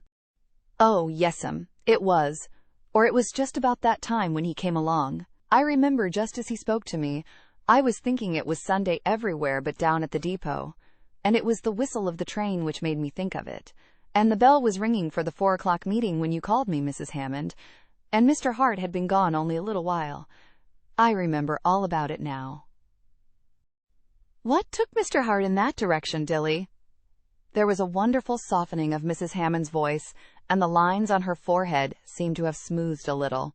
"I don't know, ma'am. He played with Miss Effie a few minutes, then, when he asked me if the day wasn't long, I said it didn't seem so, and I began to tell him about the Sunday school lesson, and he seemed to like to hear about it, and ask me questions, and I asked him some." Dilly stopped. She did not know how to give the conversation more plainly. She hoped Mrs. Hammond would not ask her, "Do you know whether the evening train has gone up yet?" "Oh, no, ma'am. It doesn't go until after 9 o'clock. Mrs. Hammond sighed again. Many of her troubles seemed to have to do with the trains. "Well," she said gently, after a few moments of silence, "you can go now. I shall not want you any more tonight. And, Dilly?" "Yes'm." Silence again. Mrs. Hammond did not seem to know quite how to word her next remarks.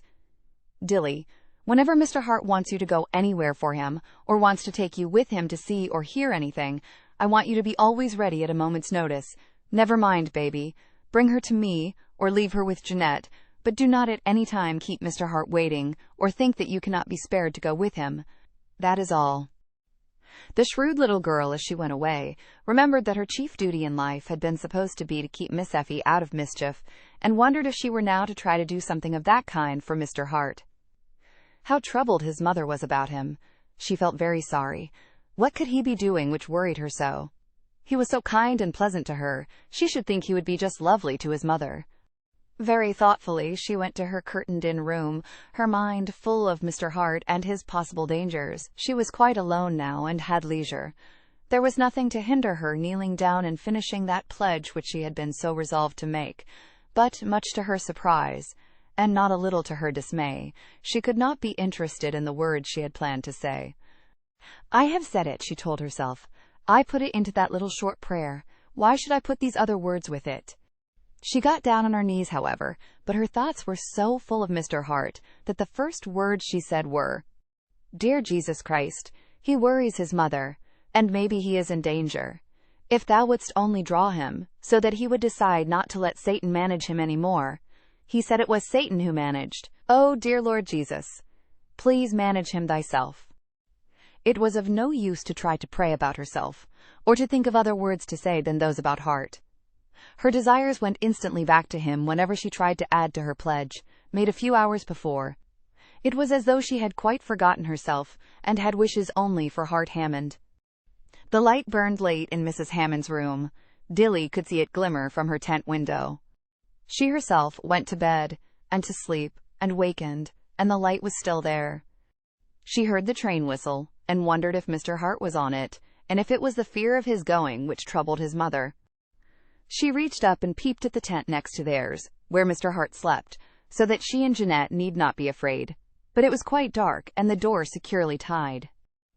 Then Dilly sighed, and murmured the same little prayer, "Oh, dear Lord Jesus, please manage him," and fell asleep again. And Hart Hammond's tent door remained tied all night. Chapter 9. Settling the Puzzle.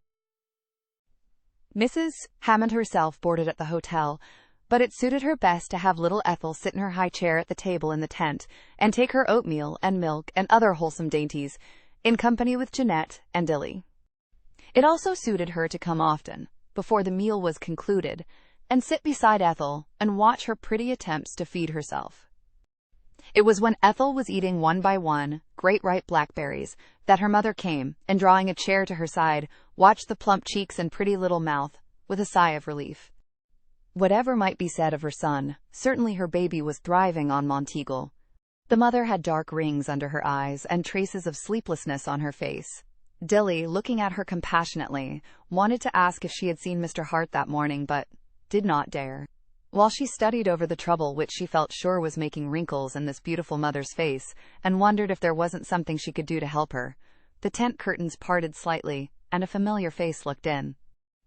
"Any room in here for me?" questioned Hart's pleasant voice, and his mother answered eagerly, "Oh, Hart, come in. I thought you were away down the mountain before this time. Weren't you very late last night?" "On the contrary, I was early." He came in, and stopping beside his mother, bent and kissed her on each cheek. "That is to say, I was inside the tent early. I stayed with a young man who runs a tent down near the tabernacle. I happened to call on him, and we became so engaged in a talk we were having that it grew late before I knew it, and as I received a cordial invitation to spend the night with him, I decided to do so, rather than go prowling about the grounds after regulation hours. I hope I did not worry you, Mother. I supposed you would think me safe in my tent. It is all right, the mother said cheerily. I noticed that your tent door was tied early in the evening and did not see you untie it, and I was a little afraid you had deserted us and run home. I would not do that without telling you and saying goodbye, he answered gently, and some way his voice seemed more tender than Dilly had ever noticed before.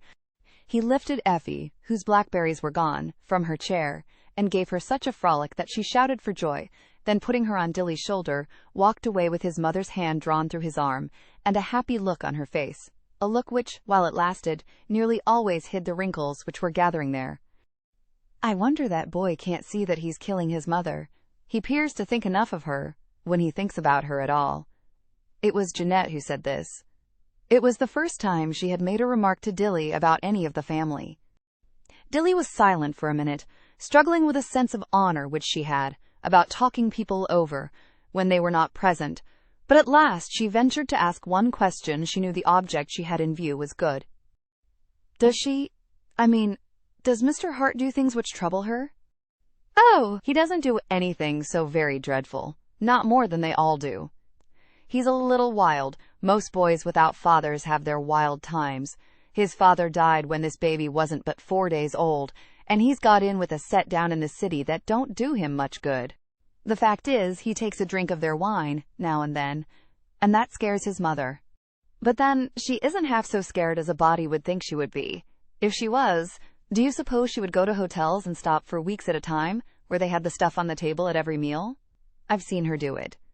Last summer, she went to the Mountain House, and when they sat down to their stylish dinners, if I'd go past the room on my way to the piazza, the smell of all kinds of fancy liquors would almost take my breath away.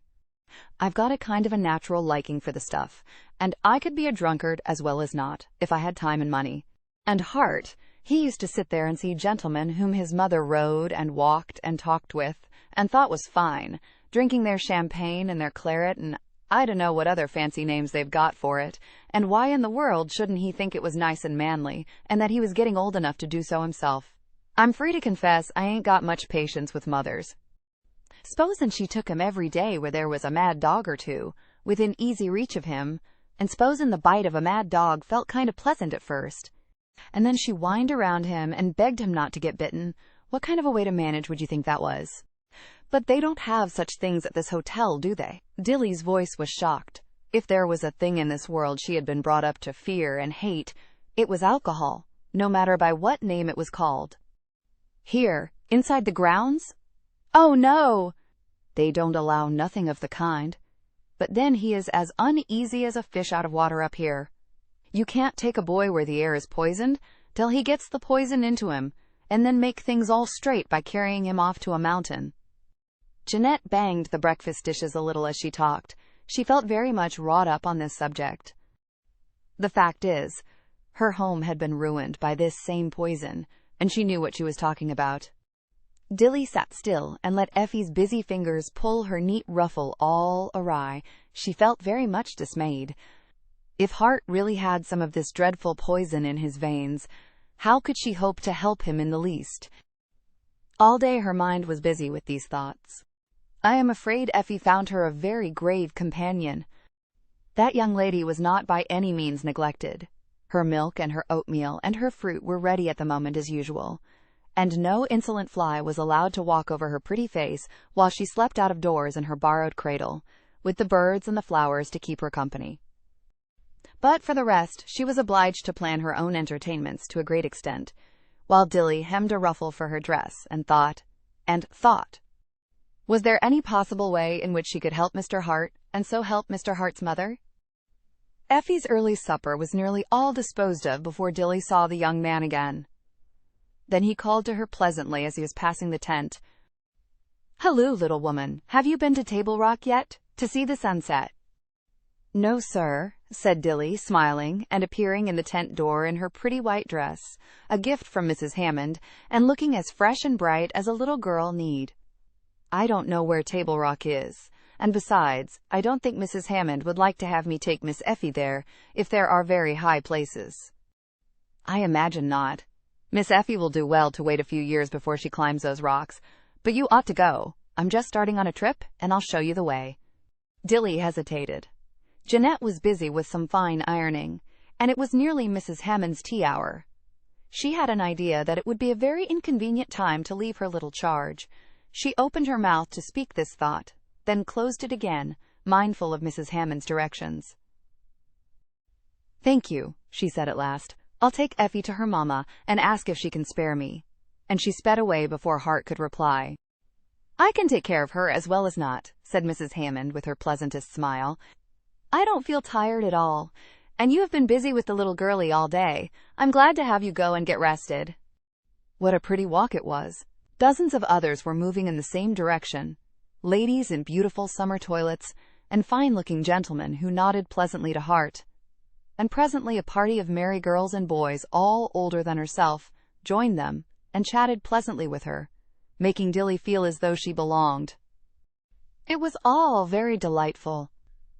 When they reached the rocks, Hart gave his hand to Dilly and guided her carefully over the rough places, out to the very center of the wonderful rocky table itself, and said, "Now, turn to the right and look." Dilly, up to this moment, had been busy only with the thought of where she should step next, and whether she could take that leap across that yawning chasm to the next rock, and what would happen if Mr. Hart's foot should slip. But now, feeling more secure, she turned at his bidding and looked toward the glowing west. One little exclamation escaped her. Then she was entirely still. That wonderful ball of fire, surrounded by its train of red and gold and purple clouds. Who would try to describe it? Who that has not seen it on Table Rock itself can imagine it? Certainly Dilly had no words. There was a sudden rush of tears to her eyes. She could not have told why, and she put up her hand quickly and wiped them away. It would not do to have the view obscured by tears. Something in the scene had hushed other voices as well as hers. The group stood for the most part silent and watchful, with eager faces turned toward the vision of glory in the west, watchful until the glowing world dropped out of sight. "The door is shut," said Hart, breaking the hush and drawing a long breath. One of the girls turned and looked at him curiously. "The door?" she said in an inquiring tone. Hart laughed and pointed toward the purple bank of clouds. "Yes. Didn't you see the angels troop out and throw open the castle door for the King of Day, and then swing it slowly to again? I saw it." Dilly flashed an appreciative glance at him. "I thought I saw it," she said in a low tone, while the others laughed and told him he was growing poetical. On the way home, as they neared the grounds of the association, the others dropped off into their own paths and left the young man and the little girl alone. "Have you settled that puzzle which you were having with yourself last night?" he asked her with a very bright look. "Puzzle?" repeated Dilly. "Yes, wasn't it a sort of puzzle as to who was keeping you from trying to settle something of importance?" "Oh," said Dilly. "Yes, I was puzzled a little. At least I wanted to make myself think I was. I guess I knew all the time it was Satan trying to manage me." "And you don't like to be managed?" "Not by Satan." "Oh, well, didn't I advise you to give him the slip?" "Yes, sir," said Dilly, speaking very gravely. She did not know but Mr. Hart was making light of all her talk. Nevertheless, she resolved to stand up bravely for her colors. "Yes, sir, you did, and I mean to. I don't belong to him any more, Mr. Hart. I've gone over to the other, and promised to belong to him forever." "That is good." There was no laughter in the young man's tones now. They were hearty and pleasant. Dilly stole a glance at his eyes, which helped her. They were kind eyes, not full of sparkles of mischief, as she had feared. "You have quite settled the question as to being old enough?" "Oh, yes, indeed. I believe I knew all the time that I was. But something seems trying to make me give that excuse to myself. I don't want any excuses now, Mr. Hart. I like to belong to the Lord Jesus." "Yes," he said heartily. "I can well understand that. And what next, Dilly?" Chapter 10. Silent Forces. "What next?" she repeated, a little smile on her face. Dilly had a curious way of repeating Mr. Hart's words, and thereby expressing that she did not quite understand what he meant.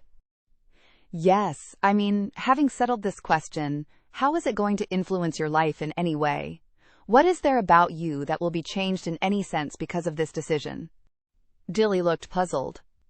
"I don't know how to tell the difference," she said, speaking slowly, as though she was carefully choosing each word. but I can feel that there will be a difference. I hardly understand how, in you, Hart said, smiling on her very gently. It would make a tremendous change in some people I know, but you have always done about right, haven't you?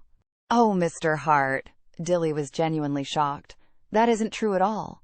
There are chances enough for change, only I don't know how to tell them. What chances? He said, amused. Haven't you always been a pretty good little girl?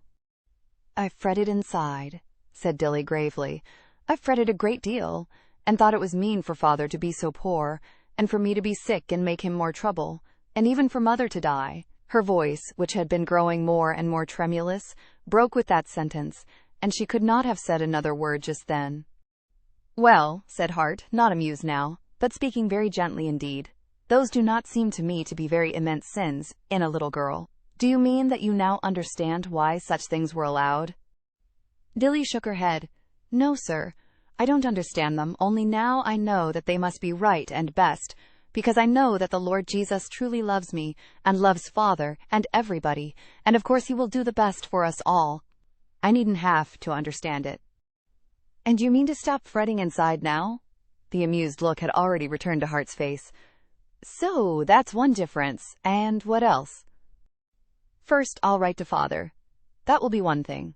Dilly's face was bright over this thought. Not a different thing, surely. Haven't I mailed 2 nice little letters to Father for you since we have been up here? Oh, yes, sir, but this will be a different letter. Very different from any I ever wrote. I have such news to tell him, about how I have decided, and about what a difference it makes in everything. Are you going to write to him about it? Oh, yes, sir. I wouldn't keep Father waiting until I got home. Do you write about it because you want to do so, or because you think you ought? Why, I like to write it. Father will be so glad. And then, I think I ought, besides. But suppose he wouldn't be glad. I mean, suppose he did not understand about such things and would hardly know what you meant. Would you tell him then? Oh, yes, said Dilly with quiet assurance, because you know I should want him to understand and have it for himself just as quick as he could. And besides, fathers and mothers ought to know all about us, of course. And anyhow, there's a bigger reason, I suppose, than that.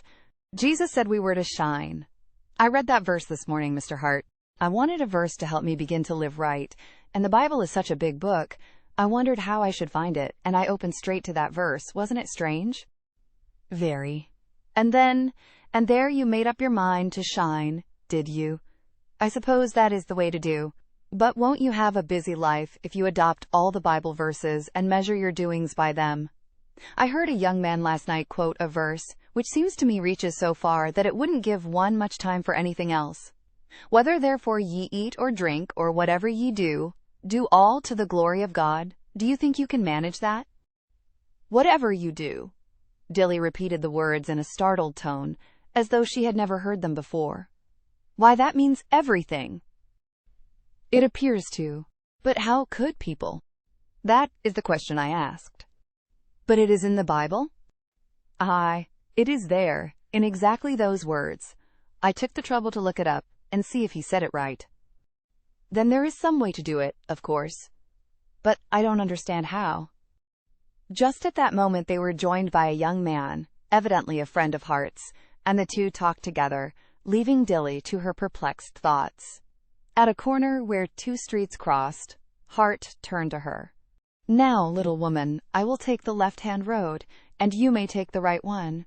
It will bring you home by a pleasanter route. You are almost there now. I want to do some errands downtown. So Dilly was left to herself. She was not sorry. She had a great deal to think about. This new idea Mr. Hart had given her was very large.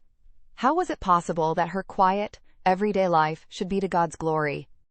From out a vine-wreathed cottage door came a pretty little girl, watering pot hung on her fingers, a small garden hoe tucked under her arm, the handle grasped by both chubby hands. Dilly smiled on her. She recognized in her one of the little girls who had listened to that Sunday school lesson about Jesus drawing people to himself, and who had watched afterward the making of that wonderful picture of the tree that filled the whole earth and reached out its arms to save. She wondered if the little girl had understood and had been drawn to Jesus. Also, she wondered how it was possible that such a little bit of a girl who probably had no work, except to hoe a little among the flowers, could do things for God's glory? How could hoeing, for instance, have anything whatever to do with God? And yet flowers ought to be hoed. Are you going to make a garden? She asked pleasantly, seeing that the little girl sweetly returned her smile. I'm going to water Mama's flowers and hoe out some of the weeds. They grow very fast up here, worse than they do at home. Do you like to water flowers and hoe weeds? Some I do. I like it here better than at home. It is so hot at home, and the flowers get so dusty, but we have lots and lots of flowers in our garden at home, ever so many more than we have room for here. And we have lovely fall flowers, too, that we don't stay up here long enough to have. Mama has millions of kinds, I guess. There came the new question, crowding into Dilly's heart and shutting out her enjoyment of this flower story. Why was it right to have so many flowers, and to spend so much time as she knew it must take, to care for them? Why, what do you do with so many flowers? Dilly asked the question somewhat absently, more because she saw the child waiting for her to speak than because she cared for the answer. Of course they put them in vases and enjoyed them. Oh, lots of things, the little flower girl said triumphantly. We always take them to church and Sunday school, great loads of them. Dr. Halbert says they help him preach. He's our minister, you know. Once he preached about consider the lilies. Jesus said that, you know, and Mama had every kind of lily you can think of in church that day. And a man most 80 years old told Mama he had never understood before how wonderful God was to make so many flowers, or something like that. I can't remember just how it was.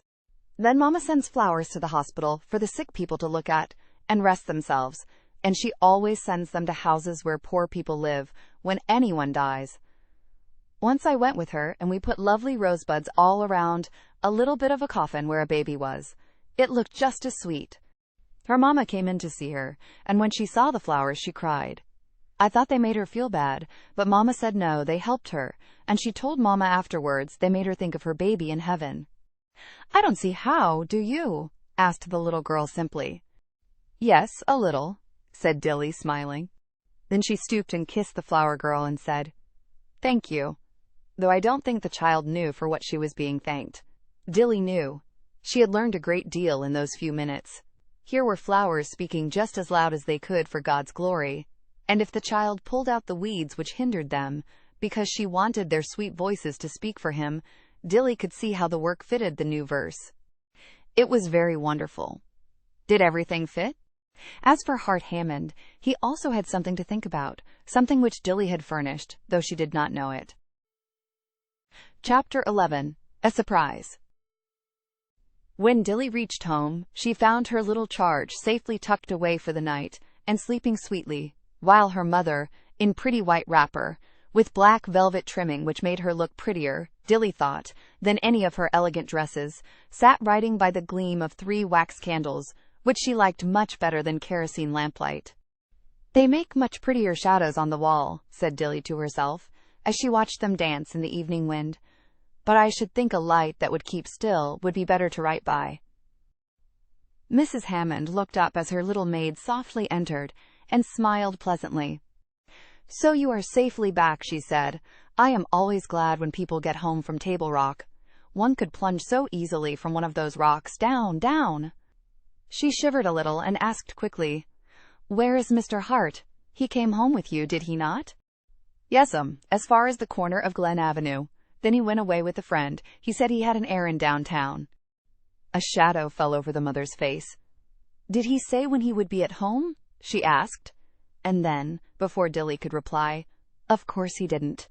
What a foolish question to ask you. And the sentence finished with a sigh. Well, she said, after a moment's pause, during which the pleasant look did not return to her face, I shall not need anything tonight. Effie is resting quietly, and everything is done. You may go to bed if you wish. I should like to write a letter to Father, if you please. Oh, very well. Jeanette has a shaded lamp at the tent, and here are paper and envelopes if you wish. That is right, child.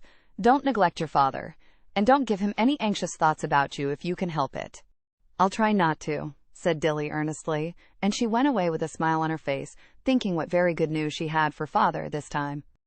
It took quite a while for Dilly to write the letter, though it was not very long. This was what she said. My dear, dear Father, It isn't time to write to you yet, but I am going to write, because I have something so nice to tell you that I don't want it to wait. I am very much better. I grow strong every day, and I eat a great deal of baked potato, and oatmeal, and milk, and fruit, and lots of nice things. Effie is just as sweet as she can be. She loves me better than anybody, except her mother, and sometimes she is even willing to come away from her mother to be with me. I have learned how to make a lovely pudding. When I come home, I can make it for you. It doesn't cost very much, only a little bit of milk and 1 egg, and Jeanette is showing me how to make other nice things. She is very good to me. She said at first she did not think she would like me, but now she does. Everybody is good to me. Mr. Hart is so nice. He took me up on Table Rock tonight to see the sunset. Father, I do just wish I could tell you about it. All gold and crimson and purple mountains all around, and red streaks away up into the sky, and castles in the sky made of glory color, and angels hurrying around to get ready for the sun to come home. That is the way it seemed, you know. I can't tell about it. If you could only see it. Don't you think Mr. Hart was nice to take me up there? And he talked, and was pleasant all the while.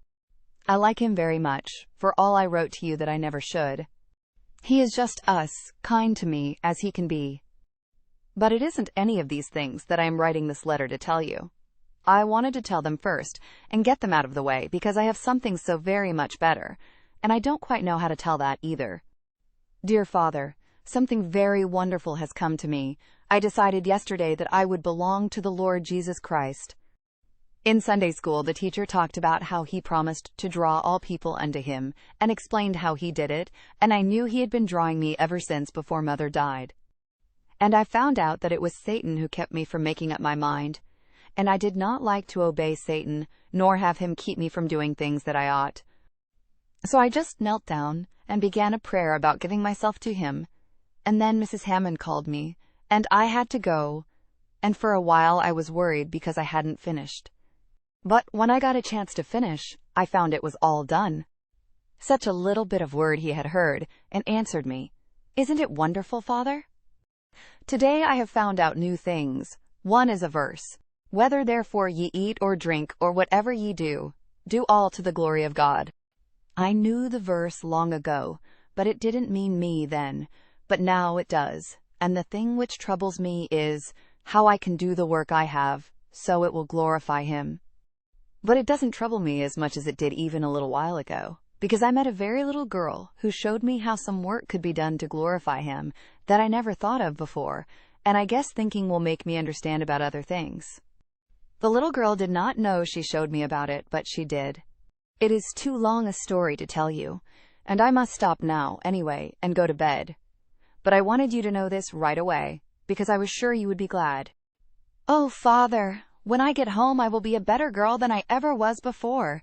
It is so nice to be well, and to feel cool and pleasant, and to want to eat things. Father, you and I will have a nice time together when I come. I am learning how to make other things besides puddings. Dear Father, I shall be very glad to get home. Goodbye. Your loving little Dilly. Wasn't it a nice letter? Dilly read it over carefully and did not like it. She had not expressed herself as she wished. It seemed to her she had told the wonderful news altogether too simply. She thought common words ought not to belong to such great changes as had come to her. If she had only known some great words to put the story into, I think she would have written it all over again that night, tired though she was. But fortunately she knew no long words, so her letter was not spoiled. If Dilly ever grows to womanhood and has an education, she will probably adopt a very good rule which will apply equally to letter writing and to conversation. This is the rule: never use a long word when you can find a short one which will express your meaning. Meantime, Hart Hammond, having done his errands and said goodbye to his friend, walked slowly homeward, thinking of his lesson which Dilly had given him that evening. If it was Dilly's duty to tell this new experience to her father, why had he not something which he ought to tell his mother? Yet he had a shrewd suspicion that while Dilly's father would understand in a moment what it all meant, his mother would be bewildered, and perhaps troubled. Perhaps she would not attach any importance to it. Perhaps it would even trouble her. He had heard of people being troubled about such news as he had to tell. There was that fellow Harrison in school. whose change of views about this one thing made an utter change in his life, made him worth something to himself and to others, instead of being an idler and a spender of pocket money.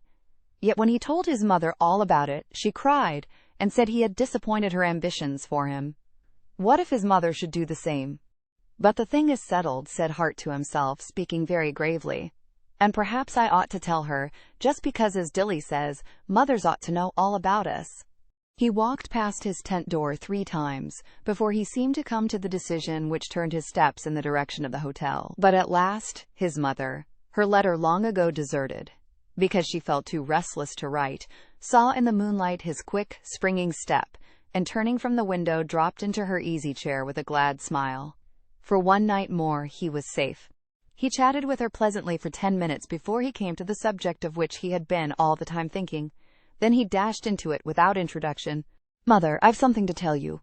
I don't know what you think of such things, but ever since I was in school last winter, I have known something which I ought to do, and not being able to make up my mind to do it, and indeed trying to get rid of the belief that I ought to do it, has made an unusually miserable fellow of me all the spring and summer thus far. When I came up here, I thought I had fully settled not to do it, but within a few days, that little nursemaid of Effie's has overturned all my reasoning, without knowing it, and at last, well, to make a long story short, Mother, the thing is fixed. I've enlisted in the regular army, and there is no backing out. And his mother, who had been growing paler every moment, gave at this last sentence a low, frightened cry, and said, "Hart Hammond, what do you mean?" It was evident that she did not in the least understand him. He arose from his easy-chair, came over to her side, and dropping on one knee, put an arm caressingly over her shoulder, and spoke very gently. "Dear mother, did I frighten you? I assure you there is nothing which need trouble you, only I don't know how to tell such things. I mean, Mother, do you know Jesus Christ? I'm pledged to serve him with all my powers, all the days of my life. That is all." Then he had a surprise. Such a look as came over that mother's face he will never forget, even if he lives to be an old, old man. "My boy," she said, her lips trembling, her voice so low he could hardly hear it, yet the strangest brightness in her eyes. "My dear boy, I do not know him as I ought, as people do who are called Christians, but I know enough about him to feel like shouting for joy all night long. I never even dreamed of such blessed news as this. Hart, I know that people who truly belong to him are safe, safe, safe, and yet it never entered my mind that you were one who would ever be one of that sort. Oh, Hart, my precious son, you do not know how happy you have made your mother tonight. And my little Dilly helped you on. Bless the child, will I ever forget it? Of course, I am not going to tell you all they said to each other, nor how late it was when Hart Hammond at last untied the strings of his tent, but I know that Jeanette, looking out from her upraised curtains, saw him, and knew the hour, and murmured as she laid her head back, "If she saw him steal in at this time of night, and I dare say she is watching, there will be some more heavy eyes, and another headache tomorrow." But Jeanette was mistaken. Chapter 12. A Happy Transfer. This chapter should really be in 3 parts, as you will see after you have read it. On the whole, I believe we will put it that way, though each part will have to be very short, because I have not room to tell you all I would like. Part 1. Dilly was taking a last walk with Hart Hammond. They went to Table Rock again, because it was so lovely there they couldn't help it. "Does it seem as though we had been hiding up on this old mountain for 9 weeks?" asked Hart, as they turned away from the pink and purple and golden sky, and moved homeward. "Oh," said Dilly, "I was just thinking of that, and it truly doesn't seem possible. And yet when I think of all the lovely things that have happened, it seems as though we had been here most a year." Hart laughed and gave her an admiring smile. Certainly there had been a great change in her. The pale-faced, languid little girl who used to move about with a slow, quiet step was gone, and in her place was a red-checked, bright-eyed maiden, with springing step, and cheery voice, and energy in every movement. Hart Hammond knew there had also been a great change in himself, but of this he said nothing. "You have evidently got well," he said, watching the sparkle in her eyes. "Oh, yes, I have. I'm just as well as I can be. Won't Father be surprised and glad? What are you going to do when you get home? Do you expect to go to school? He was watching her closely, and could not fail to see a little of the brightness die out of her face. Her voice, too, was lower than it had been. I don't think I can, she said, speaking slowly. I have thought about it a good deal, and I don't see how I can. You know Father has only me, and there is no school within a mile of where we live, and if there were, I could not afford to go to it. Father could not pay the bills this winter, I am sure, and then there's the dressing, and besides, I have to keep house for him. Oh no, of course I cannot go to school. I do not mean to think any more about it. But you would like very much to go? Then a pair of wondering eyes were raised for a minute to his face, and Dilly answered gravely, Why, of course every girl wants to go to school. Mother wanted me to get ready to be a teacher. Maybe I can, some day, but of course I could not expect to go this winter, and I am not going to let Father know I want to do it. Part 2. In the little kitchen, the table was set for two. Baked potatoes, and broiled steak, and homemade bread, and pudding of Dilly's own baking.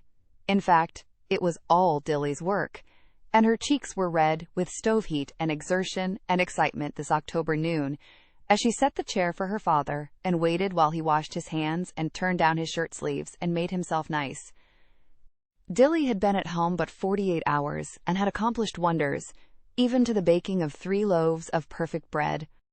Well, well, well, said Mr. West as he took his seat.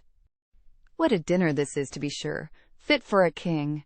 And you made the bread and broiled the steak and everything. Well, well, who would have thought you could ever do it when you went away last summer? This is living. And you've cleaned the room, too. You're just a genius, Dilly. Father hasn't had anything like this since you've been gone. But I tell you what it is, my girl. I like the red cheeks best of all. I didn't ever expect you would look like this again. Why, your cheeks are puffed out as they used to be in the old home. This is only a hint of what he said. Never was Father happier to get his girl again. All the busy afternoon, Dilly lived in a kind of happy dream. It was so nice to feel strong and well, to be able to sweep and mop the floor, and clean the little cupboard, and wash all the dishes, and do 100 other things, and feel tired, it is true, but not at all as though she was going to fall to pieces, as she used to do in those breathless days before she went to the mountain. Then she had learned so many new things this summer. Jeanette had known a great deal besides fine ironing, and had taught her all she could. Dilly felt sure she could keep a comfortable home for her father, and was happy when she had her pretty tea table arranged, with a white cloth and shining dishes, and a dear little 1-egg cake of her own baking, and, to crown all, a lovely cut-glass dish of late peaches which Mrs. Hammond had sent over with her love. Dilly felt that she was certainly the happiest girl in the city. It was while they lingered at the tea table that her father spoke the thought which was troubling him. There's one thing, my girl, that worries me. I can't see my way clear to have you in school this winter. I meant to, and I tried for it with all my might. But in spite of all my planning, I'm afraid I can't bring it to pass. No, said Dilly bravely. Of course you can't, Father. I don't think of such a thing. I'm going to keep house for you this winter, and I can study a good deal at home. Mr. Hart will lend me books, and he will help me with my lessons sometimes. He said he would. Father, you can't think what a nice, splendid young man he is. He is going to take a class in our Sunday school. He says he wants little bits of girls, and I must help him teach them. Won't that be nice? In the privacy of her own little cupboard of a room, Dilly did shed 2 tears that night, but she dashed them bravely away and said aloud, To think of my crying about school when I have so much to be glad over. I am not so very old that I can't afford to wait a year, and I can learn a good deal at home, and I'll keep a beautiful house for Father. Part 3. It was about that time that Hart Hammond leaned back in the easy chair in his mother's luxurious sitting room and asked, Mother, what are we going to do with Dilly this winter? Do with her, repeated Mrs. Hammond, smiling on him. She is doing for herself by this time, as nice a little housekeeper as her father ever imagined. I know, but we don't intend to drop her in this way, do we? I don't want to drop her, said Mrs. Hammond earnestly. She is a dear little girl, whom I shall always love, but I don't see my way clear to doing what I would like for her. It would be pleasant to keep her with Effie all winter. I feel safe when the child is in her care, but she ought to be in school. That's just it, said Hart decidedly. She must be in school, of course. She is a smart girl and ought to have an education. But she tells me she must keep house for her father. So she must, I suppose, unless some other way can be contrived. Some other way must be contrived. She is too young to have the care of a family on her shoulders. Why couldn't her father take his meals here and have the room over the carriage house for himself? If we give the gardens into his charge, we ought to have him at hand. It would be much more convenient for you. In that case, what would become of Dilly? Now Aunt Helen, sitting in her easy chair in her lovely white wrapper, leaned forward, resting her head on her hand, and listened to this and much other talk which followed, and thought, while she listened. Aunt Helen, who had been all her life an invalid, having teachers come to her in her intervals of rest from pain, but never going to school a day in her life, never running and frolicking through the world like other girls, always belonging to easy chairs and couches and wrappers and slippers. Aunt Helen, all alone in the world, with much money, much leisure, and much pain. She had been on Monteagle with her sister-in-law during the last 3 weeks of their stay, and had admired the deft-handed little maiden who took such thoughtful care of Effie, and was always ready with a helpful hand for her. Now she listened and thought, and at last she spoke. "Give her to me." "Who?" "This little girl. This Dilly. I like her very much, and it has occurred to me that I might have her do for me the thing which I have never been able to do for myself. I wanted to go to school, and to study music, and to do a dozen other things which I could not. Why not have her do them for me? It is an excellent idea. I wonder I have never thought of it before. That is just it. Dilly shall live my life for me, the part of it I planned to live, and never could carry out." That was the way the conversation began. I have no space in which to tell you the rest of it.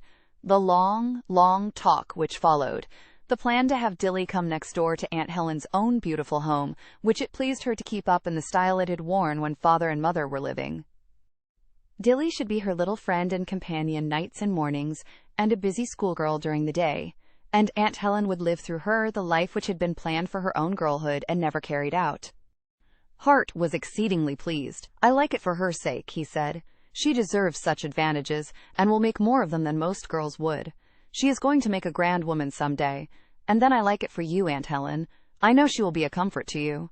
"Oh, her father will consent. I have been talking with him this afternoon about her going to school. He wants it very much, but cannot see his way clear to sending her. She is the very apple of his eye." Well, it was all arranged, so far as those 3 people could arrange it that night. What Dilly said when she heard the story, and what her father said and thought and did, I cannot tell. You must imagine it.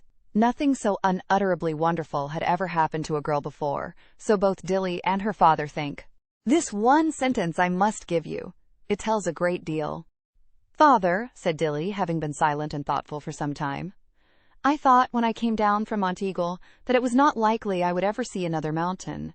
But it seems to me now as though you and I were going to live on mountains all the time. So you will see that all of our little party were pleased and glad. No, not all. I forget poor little Effie Hammond, who, in her fall coat, buttoned from head to foot, her new fall hat pushed back on her yellow head, and her worst-looking doll grasped by the neck, wandered disconsolately all the long, cool days in search of Dilly, and missed her every minute." "How glad Effie will be to have Dilly for a next-door neighbor," said Aunt Helen, as the days went by, and the plans for the winter began to take shape. "Many a happy hour she will give the child." "Yes, indeed," said Mamma. "She loves Effie almost as much as Effie does her, and it is really pitiful to see how disconsolate the baby is without her. I have tried to make her understand, but I don't think she fully realizes anything but that Dilly is away and she wants her." "When is Dilly to come to Aunt Helen?" asked Hart that evening, as he lifted Effie on his knee for a frolic. "On Monday, I believe. The school opens on Wednesday, you know, and her father thinks they can close up their dreary little home Monday morning." "Then we know 2 people who will be glad, don't we, Effie?" Hart said, tossing her toward the ceiling. "You are almost as fond of her as Effie is, I believe," said the smiling mother. "I am very fond of her," said Hart. "I have reason to be." Then the mother bestowed on him a most loving look, out of which all the wistful unrest was gone, and said with emphasis, "So have I." Thank you for tuning in to VIBEBooks. We hope you enjoyed this journey. Please consider liking, commenting, and subscribing to our channel. Check out our playlist or explore VIBEBooks for more classic stories. Until next time, happy listening!